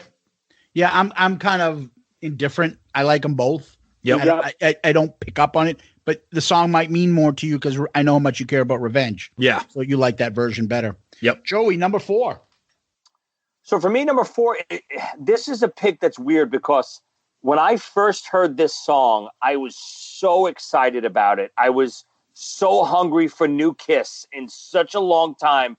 When I heard this, I was like, thank God, this is what I've been waiting for. And I'm going to go with Psycho Circus. When I first heard the song Psycho Circus on the record, I fell in love with it. But now, when I hear them about to play it live or open up a show with it, it just feels so dead and flat and just I just don't even want to be anywhere near the show live when I hear this, especially, you know, now or even when they did it on the Psycho Circus tour, because I know Peter didn't play on that on the record. So you lost that energy that was on the record, but I love the studio version of that. So you mean what you're saying to me is it sounds like the regular studio version now. What do you mean? Well, you just described how it sounds to you, right? When you hear it live. I'm like, yeah, so it sounds like the studio version. No, this fucking song sucks. The studio version of that has such energy to it. It was when I knew Kiss. Okay, now we're talking. The rest of Psycho Circus fell flat for me a little bit, but when I heard that first song, I was thrilled. Yeah, it doesn't do it. I can't stand Paul lyrics that don't have a catchy hook chorus. Him just saying you're in the Psycho Circus doesn't. It doesn't. It's not a Paul Stanley hook, and it just doesn't. I can't. It's a pet peeve of mine. The listeners know, so I'm just going to move on. I don't want Tom. You tell. No, dude. I mean, listen, you're from Boston. You don't know what you're talking about. I get it. Oh, here we go. No, Joey. The reason I burst out laughing is not because that's a bad pick. I burst out laughing because I knew that was going to go. I knew that was going to go up Zeus's ass because he can't stand that song. I don't think it's that bad of a song. I agree with you, Joey, 100%. That if I'm gonna listen to Psycho Circus, it's absolutely going to be the studio version. I agree. I'll give you that. The song is okay to me. I think Zeus has a very unhealthy relationship with that song, and he hates it. But that's okay. That's okay. It's because Paul tried. I probably would be indifferent to it if Paul didn't try to shove it down our throat, and I have to hear him say, "Well, a song like Psycho Circus is now a classic." Well, and no, it's not a fucking classic. You dude, play but it. I agree with you. That's why it's one of the only songs in the Kiss catalog that I really can't stand live. I can't listen to it. And it is because of that. It's because him trying to show now we're gonna force feed you this classic. I agree. Yeah. But that doesn't take away from the coolness and the first new makeup Kiss song that I heard in a long time. Okay. Right. Number 3 for me. Going to go back to this, and I heard it on the End of the Road tour, and that is Tears Are Falling. Oh, yes. I'm sorry, I didn't get to hear Bruce play this live, but Tommy can't play it live. The solo does not work. That was brutal. So we heard on the End of the Road tour when they came back to Manchester that they were playing this. So, secret, they're going to play Tears Are Falling. Got all pumped up, heard it, and we're like, both of us, same reaction. Like, this is fucking terrible. Didn't translate at all. And the video and the little wipers on Paul's eyes and Bruce in the shower. I mean, it's just iconic. The studio version sticks out for me. Yeah, I would have Zeus. I totally agree with you. I would have picked that if it was on a live album, but it's stuck in. It was in my head because that live version that we saw, and you're right, it's unfortunate we didn't get to see it. Obviously when we knew each other, because I think when I saw them on the Hot in the Shade tour, I don't have the set list in front of me right now. I think that may have been in the set list. I can't recall, but when we saw Tommy play, and we're Tommy fans. But that was just bad. We looked at each other during the solo, and we were just like, this is not happening. This is not to mention it just sounded flat. The whole band sounded flat. If we want to get into it. Bad. The chorus was like, "Oh no, tears are falling." I was like, "Oh no." It was rough. It was rough. Yeah, this was definitely one of my honorable mentions too. So what a lot of people don't understand too, when especially when you're hearing the band play these 80s songs now, they're tuned down a whole step. So everything sounds like mud because Paul can't sing that high anymore. So the version that you know and love has this feel-good vibe to it, tonality-wise, whereas when you hear it, what they're doing live, it sounds like garbage. It sounds like mud. So... And believe it or not, not to knock him, and I think he is a phenomenal drummer, an amazing drummer. But Eric Singer, all of these songs that we're mentioning, he falls flat on all of these songs live. He really does. He doesn't. Wow. Eric and Peter Criss, Eric Carr and Peter Criss, they both had a certain swagger about their playing. Peter had this swing shuffle type swagger. And Eric Carr had this pocket groove behind the beat playing that Singer just doesn't have, and he can't copy it. He tries, but he can't copy it. He's super proficient in everything he does technically wise, but he doesn't have the feel of either one of those two drummers. And it makes the song suffer, where a lot of people think it's Tommy, but I agree on certain things it is Tommy, but Eric is the one that's really making these songs drag and feel very robotic. Wow. And that is some great commentary from the Shout It Out Loudcast resident drummer here. So, but you know what? You're the Godfather Joey, music, right? But Joey, you know what? Joey, you bring up a good point, and I think what was that, Joey? I'm sorry. Cue the Godfather music. Oh, yeah. Oh, it's coming.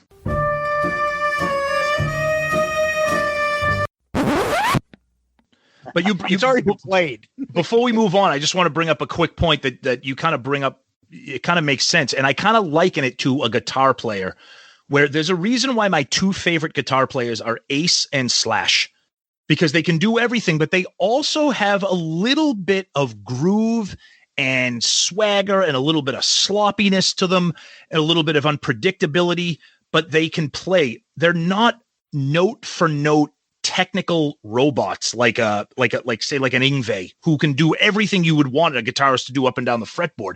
And as much as I love Eric Singer, and I do, the Revenge lineup I love, but I don't know if it's when he's live. But you're right, Joey. He's so technical and so precise that sometimes it almost takes away from that groove that you need to kind of kick the song in the ass a little bit. Not sometimes, always. So okay. I always think, style is way more important than being proficient. And absolutely. some of these, hired gun type guys that Eric was his whole life, he is a hired gun, and he gets so much work because he can do stuff very proficiently, very fast, and play the song, perfect tempo, perfect this, perfect that, but he doesn't have his own swagger. Yeah. And that's what I think he's always missing. Eric Carr and Peter Criss both had this exceptional swagger that both, Eric Carr, and a lot of people, I'm a drummer, so I know I can really pick apart their playing. Eric, so many of those songs, he's riding his toms, and like even a song like Tears Are Falling, he's doing that tom pattern in the chorus where it's so unorthodox and Ringo-esque that Eric Singer tries to do it, and it just sounds like he's doing something like a robot, like you can almost program it, and it doesn't work. Interesting. Wow. It's a good stuff. thought. I wish this is some part of a thing that we talked about at one point in previous episodes, where I'm like, versus Bob Kulick versus Ace. Bob is a hired gun. He can do things that probably Ace can't. He can handle everything, but maybe he doesn't have the groove that Ace does. Absolutely. To Same have thing. that feeling to be like, well, that's just he's got a style, and that style fits. But Bob can do that. Bob can play that. Bob can do this. Bob can play more blues. But it doesn't matter. Yep. It's still the feeling and the vibe that you get when Ace plays. I get it. I get it. So that goes to you, Tom. Number 3 for you. Number 3. So, I want to preface this by saying Alive 2 is my favorite live album, top to bottom, inside and out. And I love this live version of the song, but the studio version has something that the live version doesn't have that kind of tips the studio version in its favor for me. And that is Christine 16, because you need the piano. You need the piano. Without the piano, that song is not the same. And I like the Alive 2 version, but I need the piano, and that's why the Love Gun version is superior to me. I think the piano makes that song so iconic, and to not have it, I think is a big loss on the Alive 2 version for me. Yeah, I don't disagree with that. Again, even though Alive 2 is my favorite version, all those records, especially, even though I love early Kiss, those second 3 and Alive 2, really, to me, that's my Kiss. My Kiss is Destroyer, Rock and Roll Over, Love Gun, Alive 2. You know what I mean? Yep. And then solo albums. But, I love early Kiss, but Kiss was much closer studio album-wise and Alive 2 in those years than Alive 1 in the early records. So I agree. Yeah. All the stuff on those second 3 records is much closer to the live versions. Oh, yeah, I agree with that. I'll give you that. Yeah. I like that. I agree with that as well. Good way to look at it. Joey, you're number 3. So my 3 we mentioned earlier, it was one of Tom's picks on the other side. To me, Lick It Up. to me, you just lose something. And I know it's a tempo issue sometimes, but there's a groove to Lick It Up. And the way Eric swaggers it from his hi-hat over to his tom, and you could see him in the Lick It Up video. A lot of people don't know, but he's doing this type of groove, almost like a Charlie Watts type thing when he kind of takes away the hi-hat on the snare drum, how Charlie Watts does it. Eric does that on his floor tom during the chorus of Lick It Up. And it creates this vibe in this pocket that live you just don't get it. And then don't get me started on the whole, middle breakdown garbage. And I never liked it. It just doesn't work. It falls flat on its ass every time. I know they think it's all high and mighty that they can do a little who breakdown, but the song Lick It Up on the record is what made Kiss back again. That's what put them back on the map. Without the studio version of Lick It Up, we might not be talking right now. Yeah. Interesting point. Okay. Not bad. Back Tom, to you. Anything you want to say on Lick It Up? Or no, we kind of covered it. No, I just think it's funny how I think it's the first song where we're opposite, where I had the live version because I don't like the studio version, and then Joey's flip-flop. So I think that's interesting. Yeah. Yeah. I mean, I will say this for the studio version. You're correct. And when I think of the studio version nowadays, I think of the Family Guy, where he has the band, and they can't any channel he had now because he has a Hummer. Every channel he has is playing Lick It Up because it's like so toxic. I just think it's fantastic.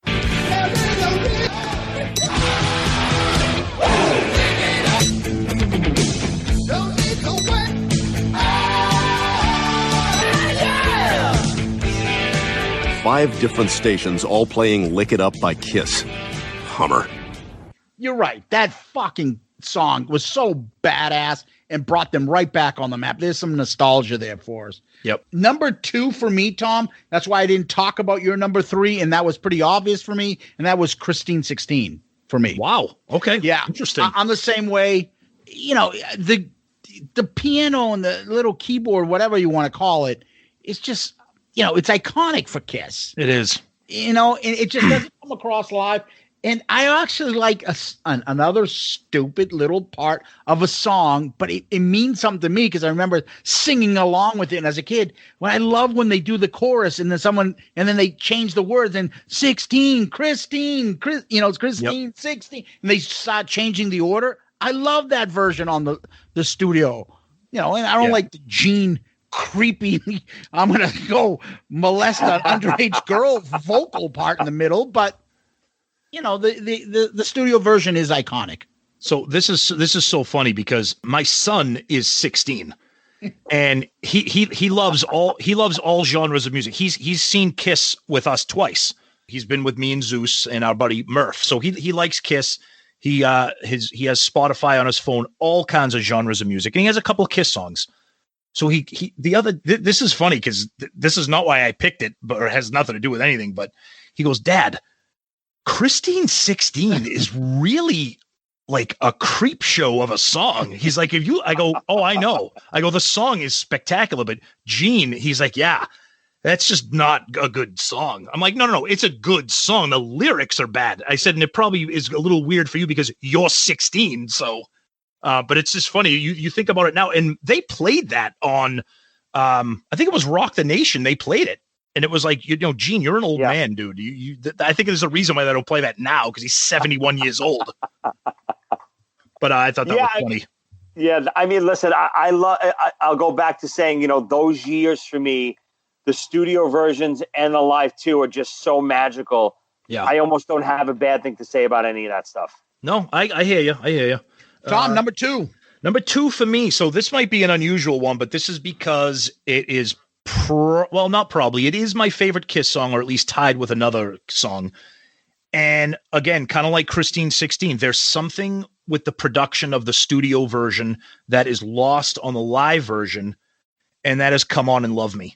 And that is because I love the acoustic guitar overlay that you hear on the Dress to Kill version that you lose in the Alive version. I like the Alive version, but the snappiness and the little pep the production of Dress to Kill is one of the reasons why I love it. It's a snappy little record.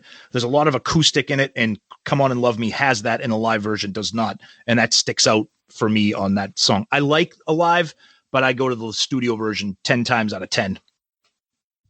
Yeah, I mean, I think Dress to Kill is a very underrated record. I think it's one of their best records, maybe the top 3 for me.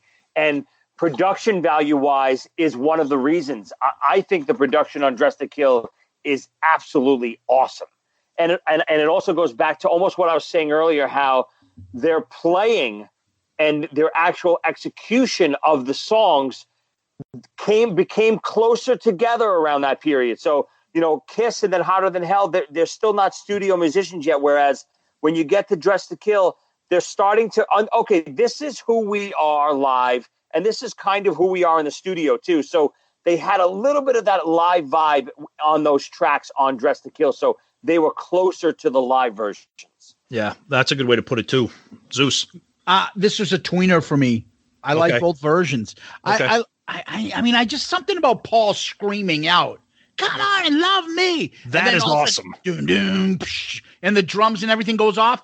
But I agree with you. I like the simplistic little undertones of the guitars and the studio version. But that's just the thing. I can dig the live version. I can dig the studio. It's just one that I'm not going to say, oh, that one's so much better. Right. They're both fantastic. And there is a difference. Yeah. Joey, number 2. So number 2 for me is, this is a song. I know it's probably overplayed, and maybe because it's a hit, it's probably, everyone's sick of it. And, they want to throw up when they hear it. But the song Forever on Hot in the Shade, the production value, the songwriting, everything about that song. I know it's cliche by now because we've heard it so many times, but it's a perfect song. It's actually, from the production of the vocal to, obviously, everyone talks about the guitar solo. It's perfect. And when they try to do it live, it's still pretty damn good, but they can never capture what they captured in the studio. That's a great one. You're right. They tried it on a live 3, but that's a song where that those little added production flourishes that they use on Hot in the Shade. And you're right. It might be the most perfect ballad ever written, whether a ballad or power ballad. And I think because it's a Kiss song, people kind of dismiss it, but the song is amazing. It has probably maybe my all-time favorite Bruce solo that he's ever done. Yeah. Maybe other than Tears Are Falling, but you're right. That's a song. The live version is okay, but that's a song where I want the Hot in the Shade version. That's a great pick. I can't say enough. That's an awesome pick. It's one of these, when you bring it up now, for me, I'm like, holy shit, yeah, that is so much better as a studio. The thing that picks up for me, the biggest thing about the song that made me fall in love with it again, watch the video. When you watch the video and you hear the song, they do more close-ups of Eric than any time in any video. Yeah, and all of a sudden, I noticed the drumming in this song. Every beat, I can hear him going. And then, boom, here's this cymbal. I never noticed the drumming. And then when I watched the video, I'm like, Eric is fucking tearing it up on this. And when you think of Forever, you don't think of the drumming until I saw the video. And I fell in love with it. So it's a great pick because it makes me think of that, Joey. So great. You're so right. That's a song I never realized how good the drumming was too until I tried to cover it. And I did it. I covered it a couple of times with buddies of mine. And for a ballad, Eric is playing his ass off in that song, fill-wise, and he's going. It's a little buried in the production just because of it, because it's a ballad. But he, like you said, Zeus, when you see the video and you see what he's doing, it makes the audio pop more in your brain, so you can kind of understand what's going on more. Yep. Yeah, and then obviously the Bruce solo. Oh yeah. So, all right, number 1 for me.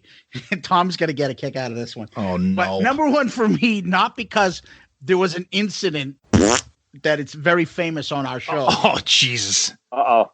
Number 1 for me is I Want You. The studio version, I like it. Nothing great. I can't stand the live version. Paul Stanley fucking destroyed this. And I think he specifically destroyed his voice off of this fucking song, and now he can't sing because for like 20 years, all he wanted to do is keep telling us, I want you, and just do those vocal things that he would do for this fucking song. And then he would just say it and then repeat it and say it. And obviously I can't do this right now, but it was so fucking annoying. Like, dude, who are you impressing? Nobody's enjoying this. It's fucking terrible. And plus, in addition to that, this was at the, I believe, Tom, was this the Rock the Nation tour that the I Want You incident happened? No. That was at Great Woods. That was when they played with Poison. Okay. Yep, yeah, that was I don't forget what the name of that tour was, but that was when they played with Poison was Rock the Nation. Rock the Nation, yeah. Oh, okay, I'm sorry, my mistake. And CO2 was there, right? Yeah, Joey was there, and that's what brought up. Yes, I was there. I'm sorry. Yes, you're right. That's what brought up the awful scent that came out of my ass, Joey. That destroyed. I'm not joking. 5 rows. It was like 30 somebody rows deep. The guy in the back, Joey, the guy all the way at the end of the aisle, 30 rows down, looked back at me and was like, what the fuck is wrong with you? Literally yelling at Zeus. It was the most. That is absolutely amazing. Dude, I love that story. It was a fucking drunk fest.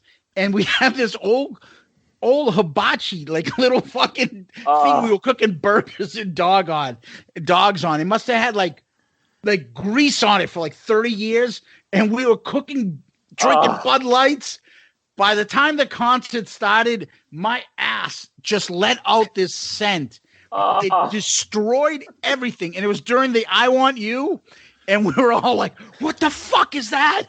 I was brutal. Hiding because people were like getting upset. And this is I assaulted them. And this is an outdoor venue. Right. I'm sure that unfortunately that event probably made a lot of people hate the live version of I Want You.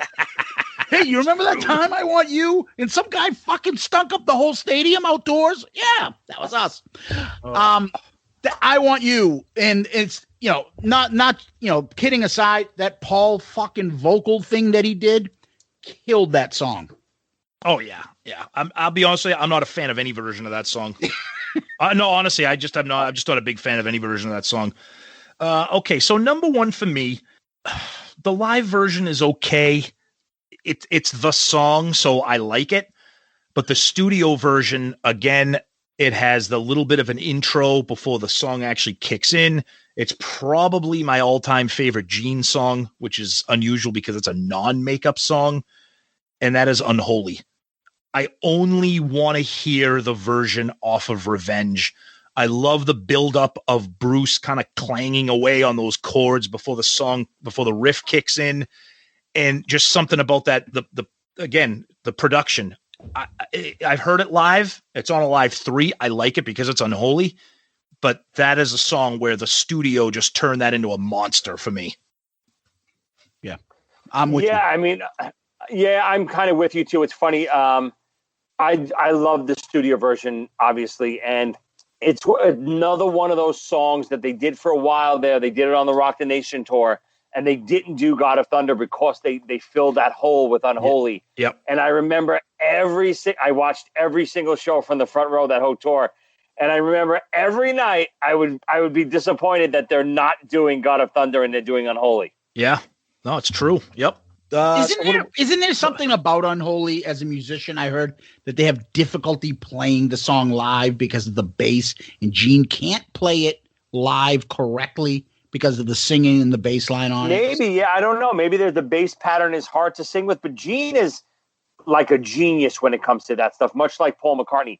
He can do a melody on the bass line completely different than what he's singing and have no problem doing it, which is very, very difficult to do. Yeah, we've sung the praises about how underrated Gene is as a bass player. Again, he gets dismissed because he's the blood spitting demon, but he's an unbelievable bass player. Yeah. Yep. So that brings us to Joey number one.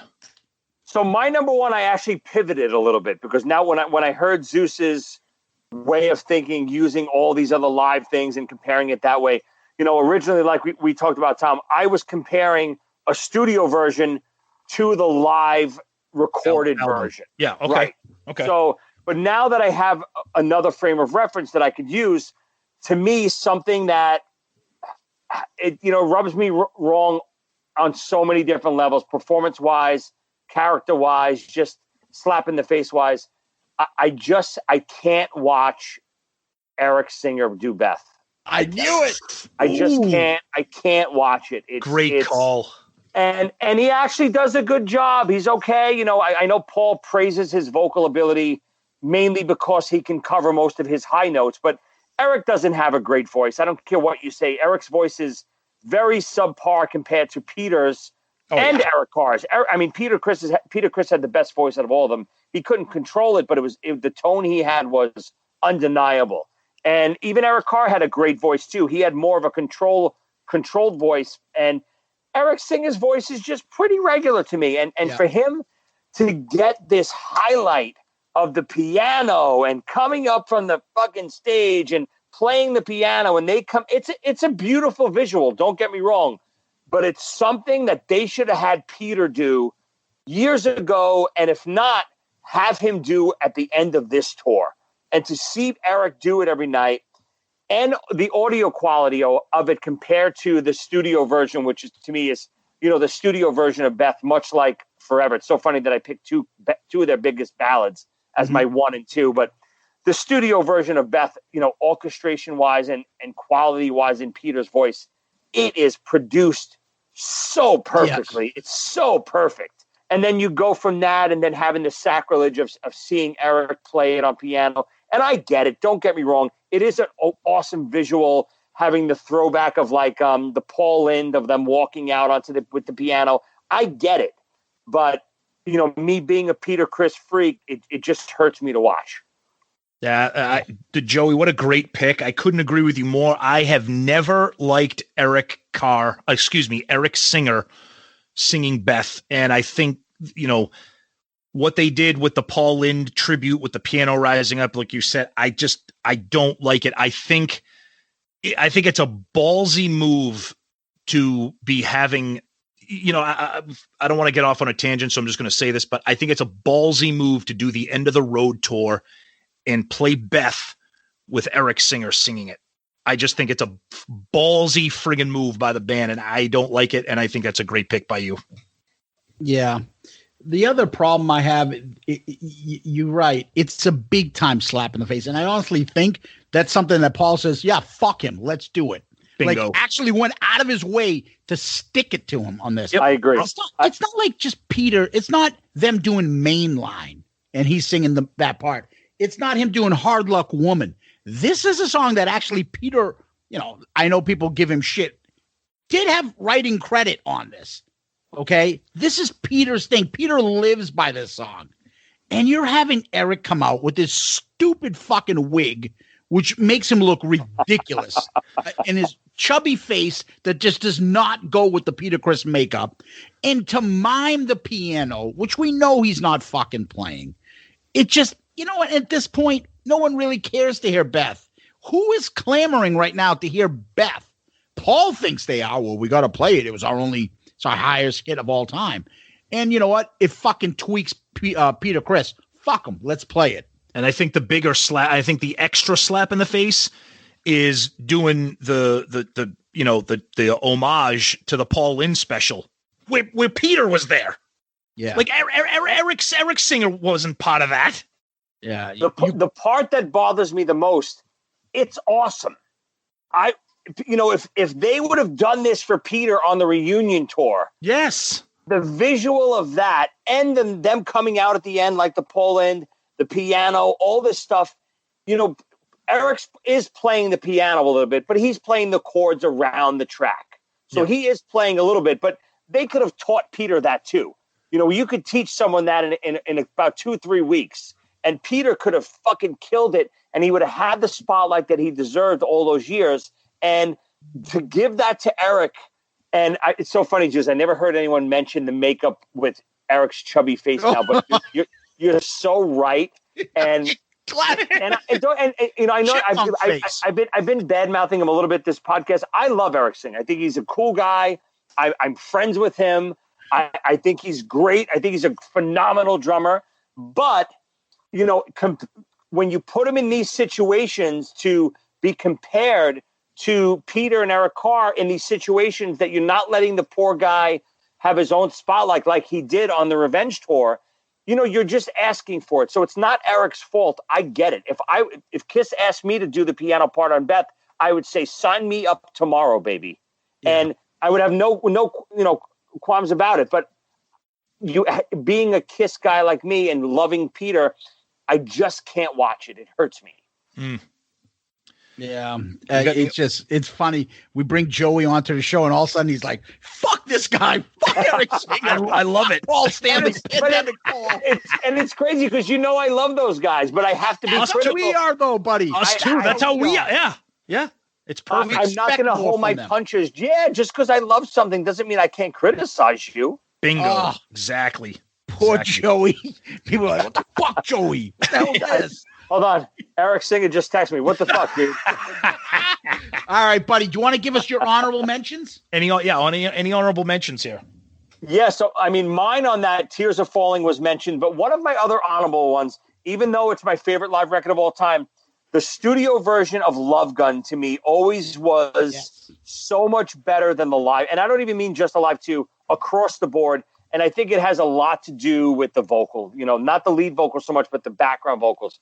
The background vocals for Love Gun, it's a very tricky vocal with that 3-part harmony, singing those big long notes. Love Gun. It's tricky. So I never thought they pulled it off live as well as the studio. Hey, another thing on that. What do you think of when you hear Love Gun now is going to get played? My mind immediately goes to Paul swinging through the air. Yeah, you're right. It's distracting. You took away from the song. It was cool in the beginning, but now that's what I think of Love Gun. Okay, here comes the gimmick. This is part of the show where he'll do this, and it's like it's another funny story. I probably told it on the show before, but I had the pleasure of playing Love Gun with Paul Stanley on the Kiss tour. So we were sound checking one day. I'm not sure if I ever told you. It's in your book, right? It's in the book. Yeah, ZO2 was sound checking one day, and we were a pretty new band, so we didn't have many songs to play. But Paulie Z and I were in Kiss Nation together, Kiss tribute band. So of course we knew the whole Kiss catalog. So I just started playing Love Gun one day, and the other two guys, joined in, and we were like, "Oh, should we be doing this?" And 2 seconds later, Paul Stanley and Tommy Thayer come out, and we thought we were going to get looked at like, "Hey, what the fuck are you doing?" But Paul grabbed the mic, started singing lead. Tommy plugged in, started doing the solo. And it's funny because the chorus came up and my lead singer, Paulie Z, tried to sing background with Paul Stanley on the same mic. And Paul Stanley's a little bit of a germaphobe, pandemic Paul. And he pulled away you're like, oh God. And I shot my singer, Paulie Z, a look like, if you chase Paul Stanley out of this, out of jamming with us with your dirty breath, I'm going to kill you.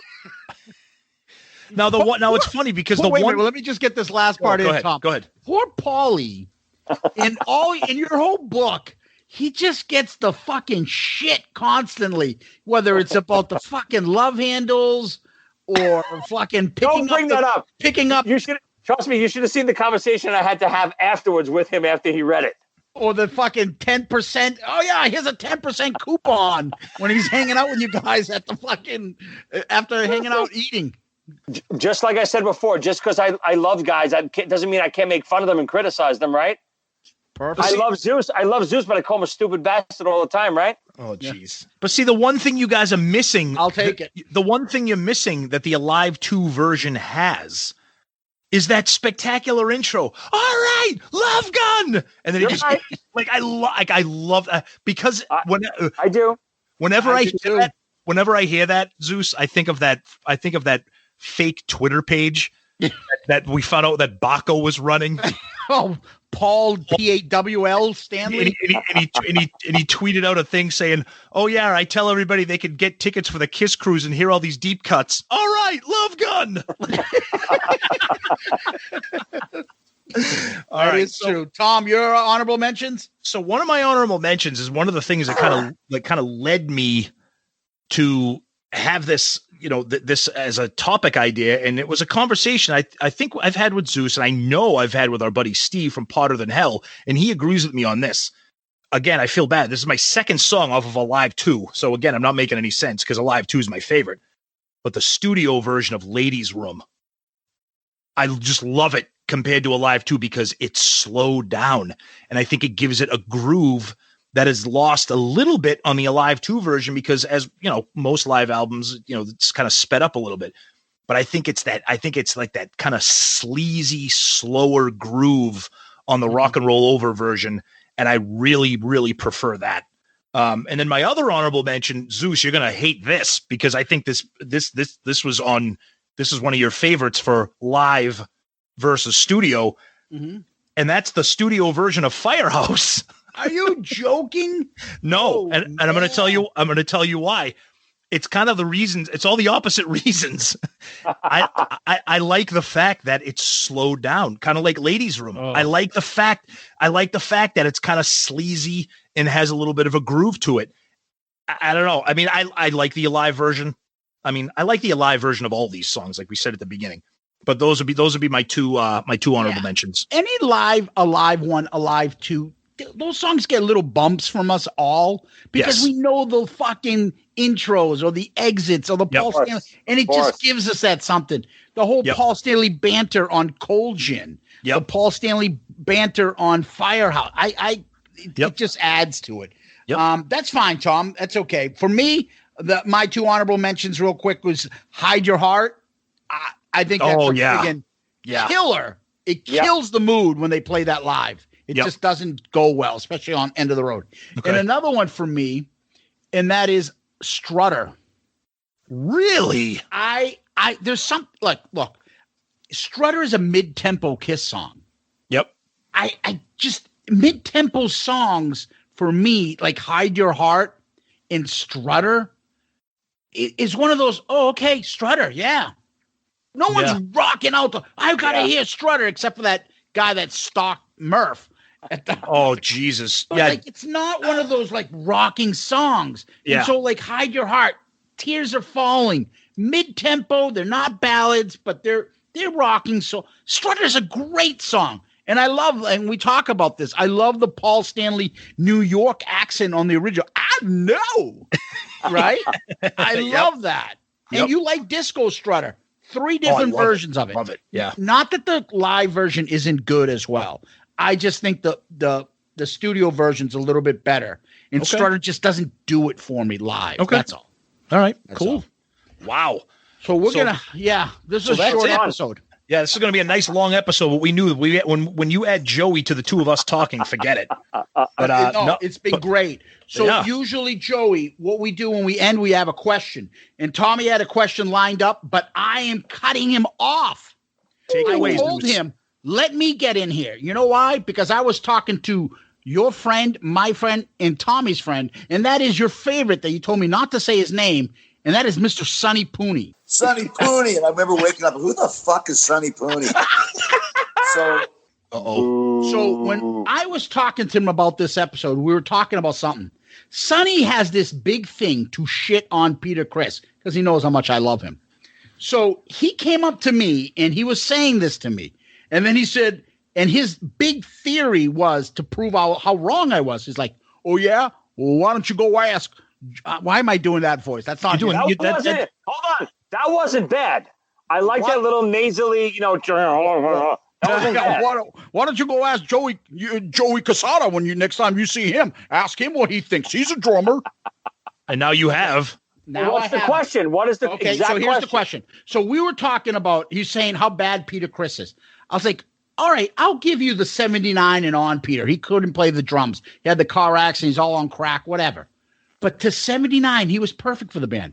He's like, I don't give a fuck what era of the band you're talking about. Eric Carr is the best player in Kiss. I said, he was afterwards. Peter Criss would not work in 80s Kiss. No. He would have a heart attack if he tried to play anything from Lick It Up that's fast. So, but I said, no, Peter Criss was the best fit from 74 to 79. He was awesome. And he says to me, and he says, that's garbage. And I said, well, at least he was adequate. He goes, no. Eric Carr in that era would have been better for Kiss. No I'm like, way. you're fucking out of your mind. Never mind the vocals that Peter provided during those early eras. He says to me, go ask Joey Cassata, a drummer, wouldn't Kiss have been better with Eric Carr's drumming style and Eric Carr in Kiss in the beginning than Peter Criss? So, I've been preaching it this whole entire episode, and I think all of our picks have almost preached it in our own way, that style is way more than proficiency. You don't have to be the most proficient player to be the best player. You know, everyone always asks, who's the best drummer? And if you say Eric Carr or Peter Criss, people will laugh at you. They'll say, well, what about Neil Peart and Mike Porter and all these guys? But I will take stylistic players over technically proficient any day of the week. And Peter Criss had such a swagger and a feel, and I always compare him to Ringo for the Beatles. Can you take Ringo and put him into Ozzy Osbourne and can he play those songs, or can Ringo play on Broadway?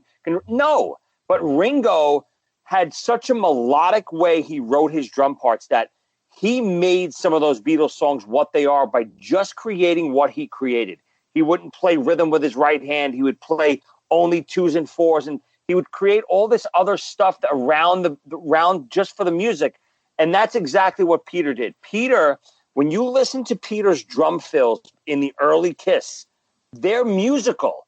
They're not regular straight drum fills. They're actually singable, his drum fills. So, and my biggest comparison, again, I hate to keep shitting on the poor guy today, but if you listen to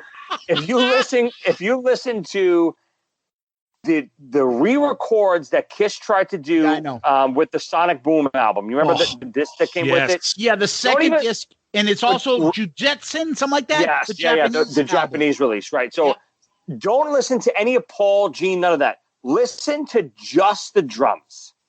If you listen to the drums, Peter's drums and Eric Carr's drums, trying to be recreated by Eric Singer, they are so unlistenable. Not because he's not playing the right parts. He's playing everything perfect, but there's no groove. And Peter Criss had such a groove that was undeniable back in the 70s Kiss. So can I say Eric Carr would have been better? I love Eric Carr. Eric Carr is probably my biggest influence, but he would not have been better in 70s Kiss than Peter Criss. No. I think Peter Criss, to me, is one of the reasons why Dress to Kill is one of my favorite albums. If you go and listen to what Peter is doing on Dress to Kill, go and listen to what he's doing on Room Service. Yeah. Getaway. Or go listen to what he's doing on Lover All I Can. He's on another level. And what he's doing is what Joey is saying. He's playing with a groove and a swagger. He's not being bombastic like Eric was on Creatures of the Night or Lick It Up. And you don't want that on Dress to Kill. So I'll be honest with you. Look, we love Sonny, and I know he has his feelings, and everybody opinions about. I honestly shit on him. Don't fucking shit on him. Go ahead. I'm going to, and it's not just him. It's in general. I truly don't understand the Peter Criss hatred. It's almost parody. I see it on Twitter a lot.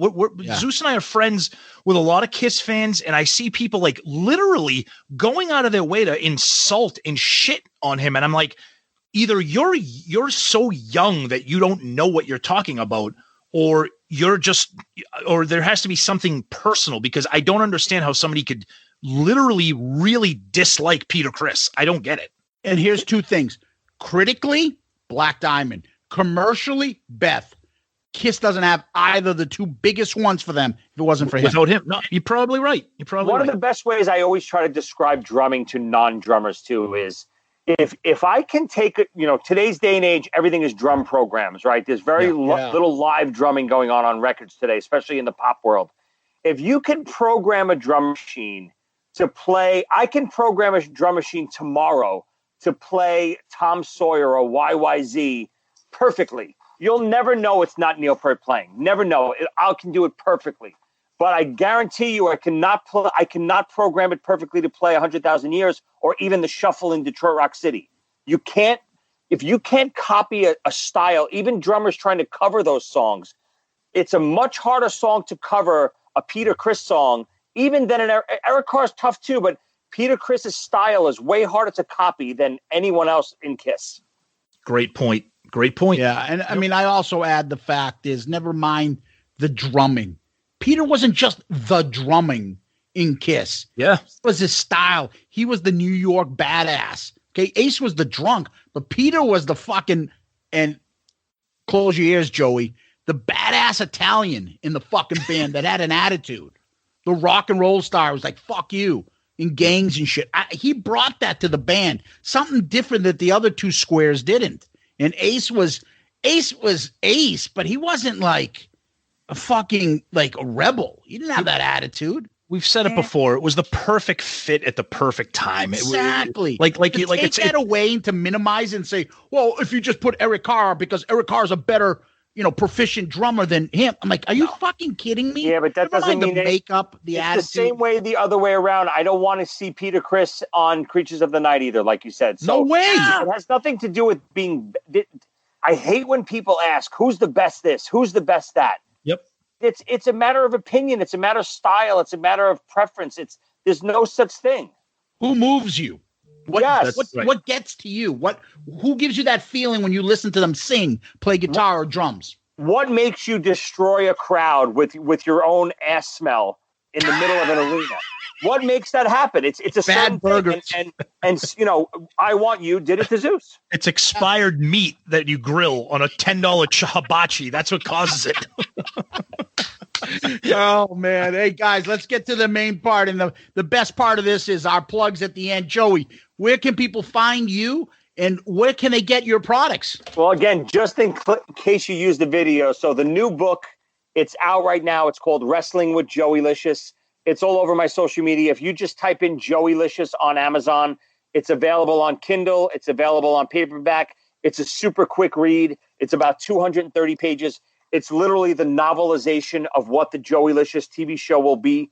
You can watch the shorts on Amazon Prime right now. You're streaming all the shorts right now. Watch those shorts. They're like 5 or 6 minutes each. If you like what you see there, it's me as a wrestler with all the 80s stars, the Iron Sheik and Nikolai Volkov and Roddy Piper and Mick Foley. All these guys are in the shorts with me. If you like what you see there, go buy the book. You're going to see a lot of other crazy stuff with Ric Flair and Stone Cold Steve Austin and Jake the Snake Roberts. It's so much fun. And it's just a fun story of like this Brooklyn guy. Like I always compare it, I like to say it's a cross between Seinfeld and Rocky.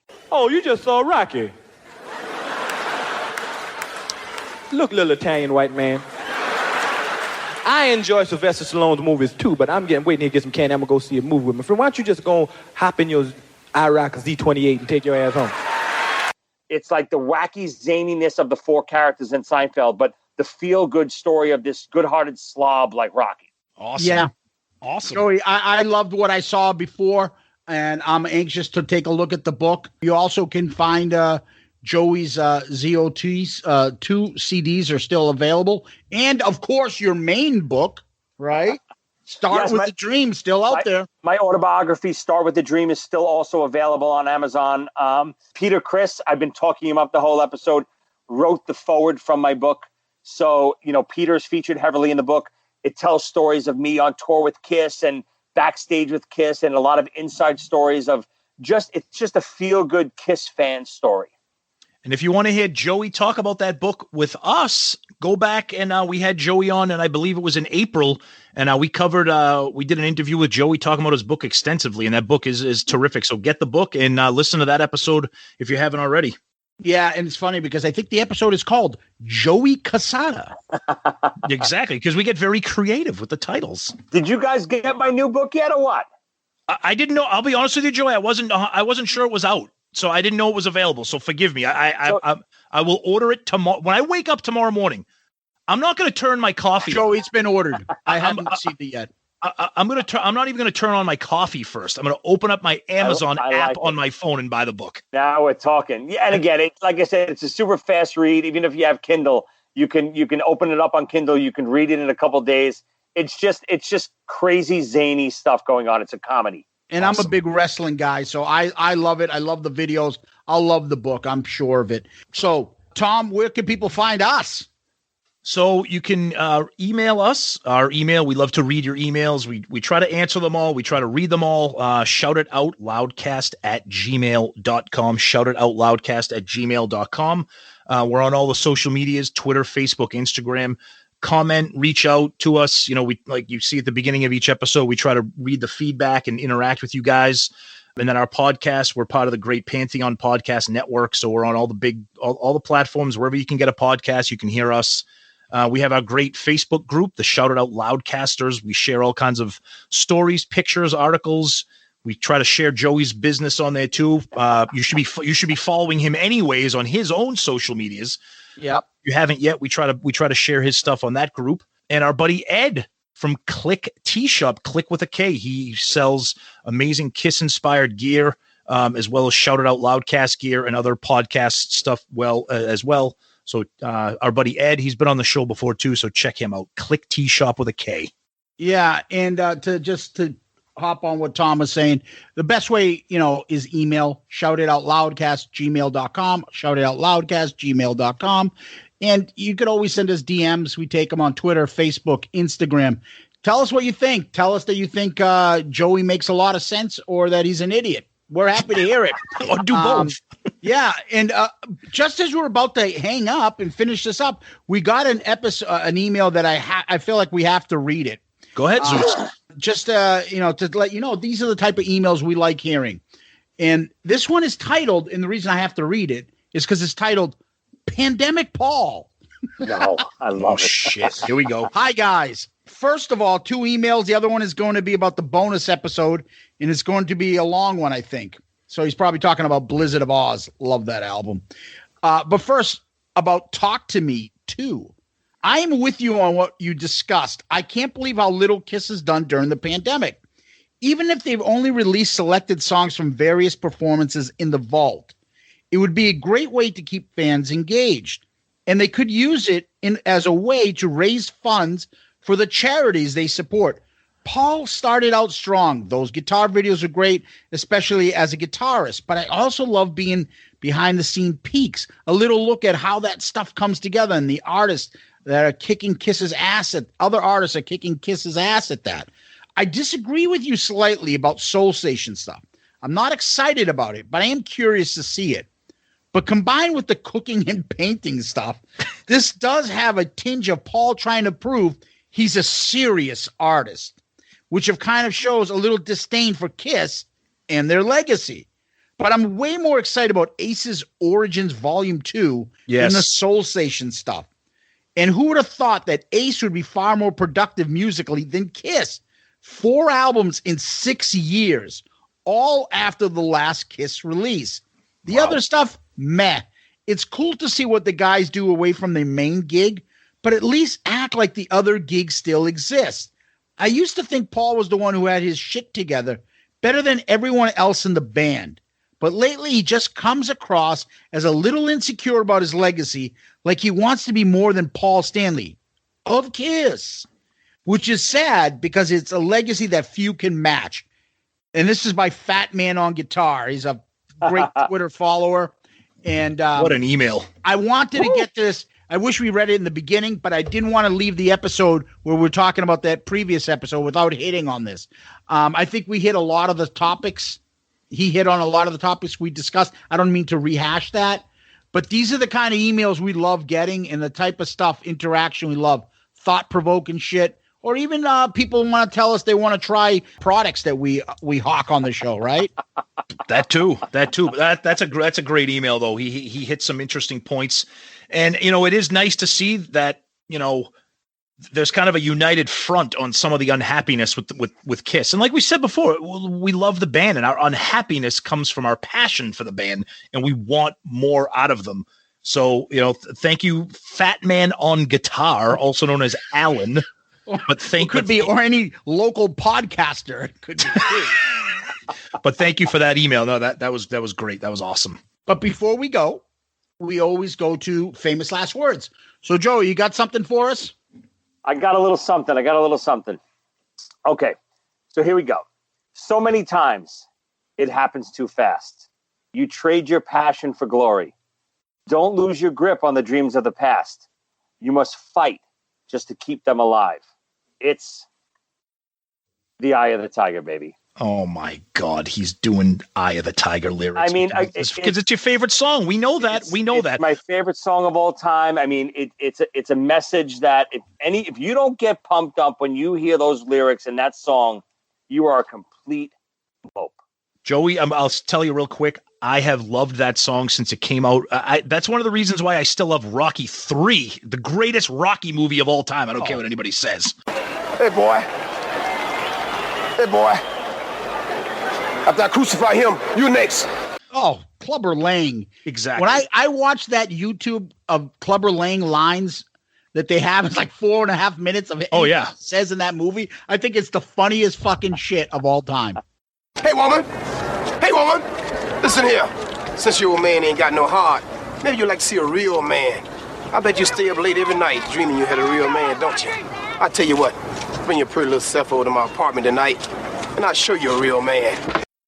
Hey, woman. Don't forget about Thunder Lips, the ultimate male. Oh, I mean, Thunder Lips is here in the flesh, baby. Oh my God.